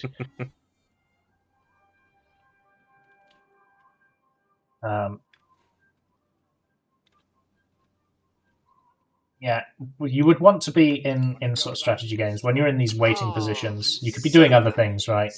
If you know how quickly the shop refreshes, if you know the shop refreshes every 30 seconds, that gives you 25 seconds where you could go and build something, manage your city, get closer to other objectives. I mean, you get this in a lot of games, but specifically in these kind of like strategy games, it's all about spinning a bunch of plates at once. Exactly, yeah. I think, again, it's another one of those things that makes it quite hard for people to get themselves into. They either like it or they don't, right? Yeah. They either can do it or they can't. He's have just to be saved, I think, and potentially loaded. Did he? I don't know if this is a tactic to get the shop to give you what you want. No, Stephen's rocket's tabbed out, so he's about to mark something off. I think he's got the stage 2 attainments. All yes, stage he 2 has. attainments, yes. He's put himself, How can I help you? given himself another score. It was just a matter of time. The Council of 10 has many faces. But yeah, there's like a real difference, and a lot of it becomes muscle memory because you have to play at that speed when you're competing. It's like I want to watch the villagers build the building, and I want to watch the plan go up, and I want to watch the little development stages as it becomes more and more built. But actually, and it can be a bad thing as well. Players playing a game well, they put the building down. They don't even see if like the villager has gone to build it. They put the building down, they assume that that's all happening, then they're off doing something else because they know that building takes 40 seconds to build, so they've got 40 seconds to go and do other things, and they come back to it when it's built. Exactly, yeah, you maximize your time. And then find out that something blocked that building and it didn't build at all, and then you're like, great, now I just lose. Which does happen, that is the downside of not stopping. There it is. There it is. Yeah. We've got the bingo. We've got the bingo. We have bingo, folks. We have bingo. Right, I'm going to unmute both players. Thank you for your active support in this matter, everyone at court. Congratulations, racers, both of you. We have a winner. We have a winner. 2 hours, 44 and 23 seconds was the time. That's bingo. That's bingo, folks. Congratulations. Go to Hextree, of course. Congratulations, first place. But Stephen's Rocket, some very early leads there that you were trying to sort of capitalize on. You just had that one bottleneck with the dates that really kind of set things back for you. Schoolboy error. Hex, how are you feeling? Yeah, that was a tough bingo board. Although, yeah, for the longest time I didn't notice that second column is actually doable without the nobleman. Like Debtor's Prison is a patrician stage thing, so that's actually, I think, the best line to go for. Yeah, that was something we wanted to mention, but we held our tongues on. Stephen very early on said that column 2 was what he was going for, but yeah, then you cottoned onto it, and obviously, you know, you'll watch this race back and you'll see exactly how things developed. But it seemed to be the tale of Stephen built kind of like. He didn't overextend, but he got to the point where, you know, you were not focused on tasks at all. You were simply just building yourself up. And that paid off in the fact that you were then able to tick lots of things off at speed. While Stephen had a very early lead when it came to ticks on the board, but then had that kind of issue, like we said, with the dates. He couldn't grow dates on the island that he had. And yeah, but I mean, you both had setbacks. You both had early victories as well. It's been a really interesting race to watch, and as someone who's never even seen this game before, I feel like I know so much more about it now by watching the two of you play, because you're both very good.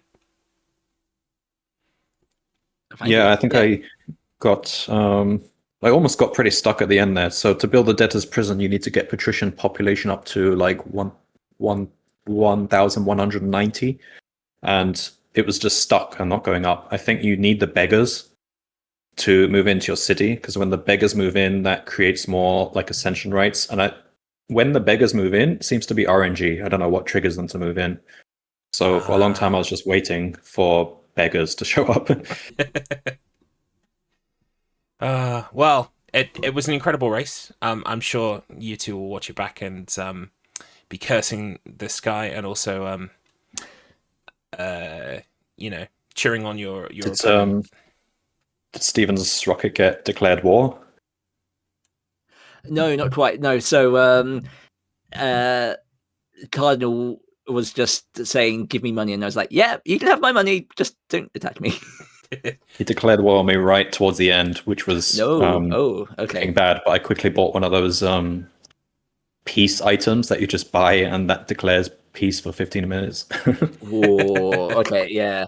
So the thing is, in this game, war is a bit of a funny one. Like, you can get warships early on, but waging land war you can't really do until you get noblemen anyway, because you can't build buildings. And the mechanics of the I don't like the mechanics of the ground soldiers, because you need like a big square to move them into. It's very fiddly. It gets messy. That's why I was like, I just want to avoid war because it's too fiddly. Fair enough. Yeah. But yeah, column 2 was definitely so you can see I was realizing the patrician number. I was starting to build a second sort of colony bit to my city to get the population up. But I can tell you were always just that little bit ahead, because I was like, okay, next up, get the lever going, get more patricians going. So I saw the chat jokes. So there's lots of lever jerking jokes. Yeah, yeah, they fell quite in love with the idea of the word jerkin. Yeah, people did like the jerkin. And the funny thing is, the last objective I did, the easiest one, fill flagship's equipment slots, I was actually stuck on that for a while because I was 6 honor short. I had 14 honor and I needed 20 honor to buy something. And it took me about 10-15 minutes before I got the honor I needed. there was that moment where I was like, oh, I can get this easily. And there was like, oh, maybe I should have saved my honor for more important things than just getting some cheap bits of equipment that I didn't really. Then they're useful. They give you benefits, but they're not essential. Oh, my Norias did run out, so the smack talk did actually come true. And we didn't get to see a large Noria either. Although we are informed it has 2 wheels, apparently. It's double wheel action. Seems quite hard to get the large Noria because you need a lot of envoys. I've never really tried it, but yeah. Fair enough. Well, you did not see the double wheel large Noria. Not today. Maybe StruggleR Season 4. Let's move over to our podium. It is no surprise to you because you've just seen the outcome, but sadly in second place it is Steven's Rocket. In first place it is Hextree, but well done both races. Put up an absolutely fantastic show for us. And chat are all behind you as well. They're screaming GGs from the rafters. Thanks, guys. GG Hex as well. Yeah, GG.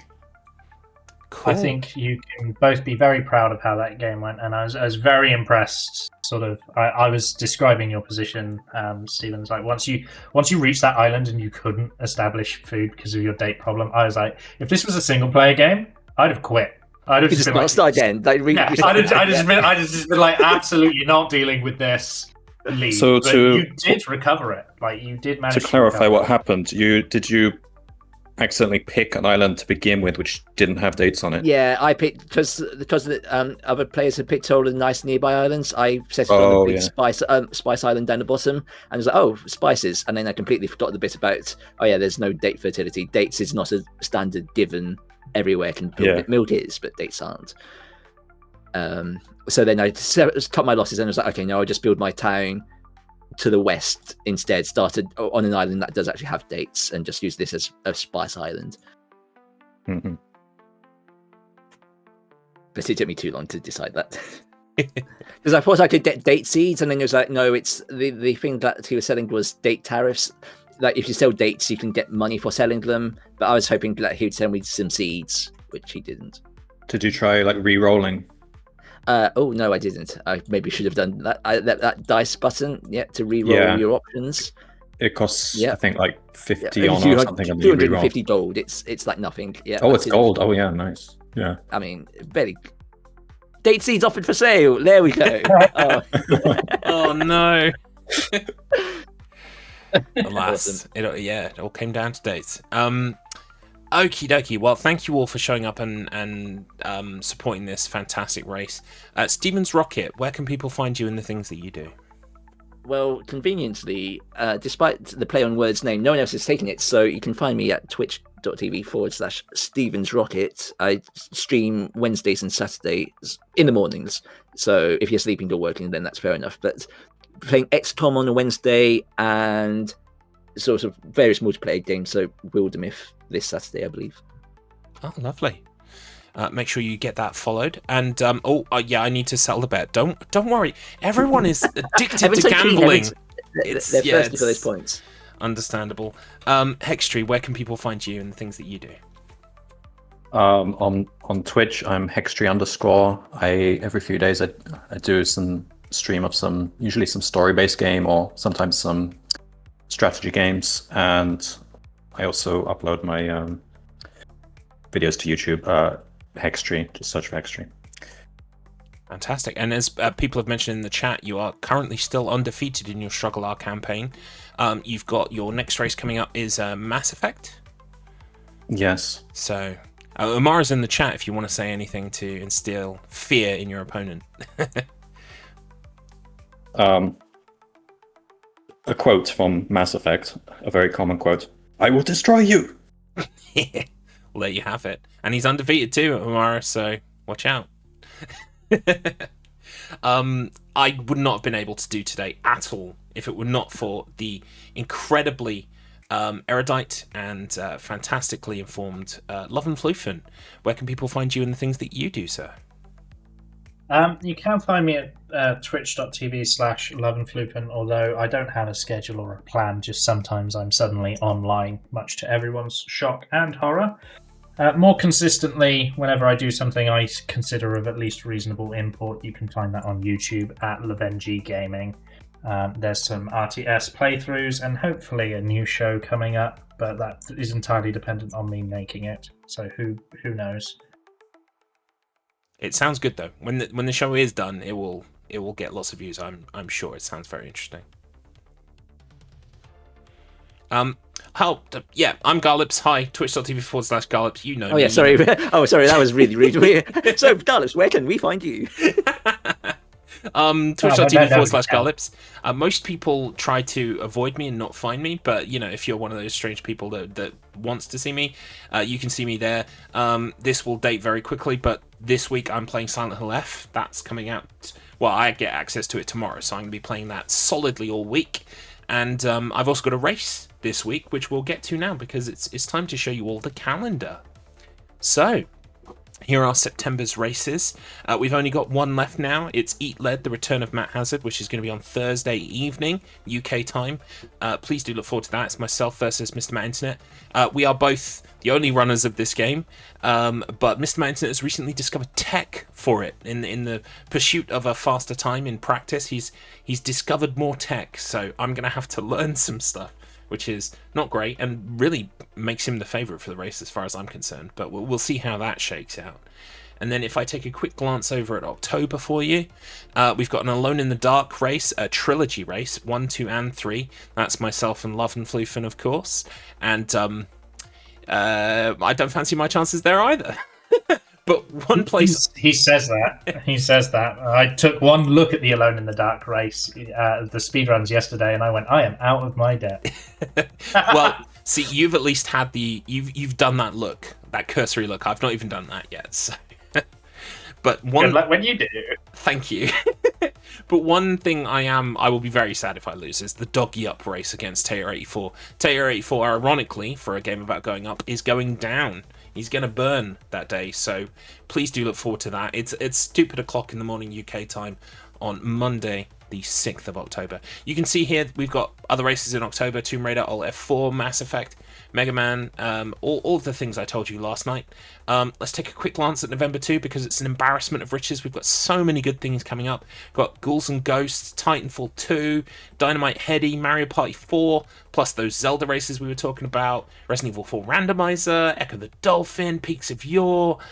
It's just, there are so many good things coming up. So you definitely want to make sure that you're a part of the Discord. Apparently, the link in the bot has been fixed by Tater. So... excuse me, and it recently posted in the chat as well, so you should be able to use that link, go to Discord, join the Discord, and you'll be able to see all of the races that are coming up. And all that remains to be said is that, again, StruggleR Season 3 is brought to you by the Wheel of Struggle. We're a gaming group that play different games every week based on a wheel spin and compete for points. If that interests you, please head to wheelofstruggle.com for more information and some broken links. Do we have anybody live who is currently streaming who is a member of the Wheel of Struggle? Let me take a real quick look for you. And then we can raid out. I'm looking down the list. Whoops. I don't actually see many people, so let's see if we can find someone who's playing Anno 1404. Oh, that would be good. Yeah. Okay. Yeah, we've got some... Oh, we've got Anno 1800 viewers. We've got Anno 117. Oh, 1404 history... No, that's past videos. Yeah, no, we currently have all 15 viewers on Twitch for this game, Anno 1404. We'll try a different Anno. Let's try a different Anno. Nope, no streamers at that. You know what? 18. Surely they're supposed to be doing 1800 or 117. They're the most recent ones. Okay. Yes, I can. Yeah, I can see some. I mean, the one thing is that they're in a different. Like, there is a German stream and a Japanese stream. But yeah, let's raid the German stream and just hope for the best. This is a German Dane. Well, there we go. Right, I will get that raid queued up. Please do say, at the risk of mispronouncing, Hallo or Guten Tag to, oh, what is that name? Hang on, I'm going to copy paste it. It is Jan Brunk von Jut. So please do say hello to them. Well, try your best in German. We'll catch up with you later. Thank you so much for joining us on this fantastic race. Stay for the raid, and we will see you next time, Thursday evening with Dekiev, ERB, and Adrienne commentating my race with Mr. Matt Internet over Matt Hazard. Take care, and bye-bye for now. Bye!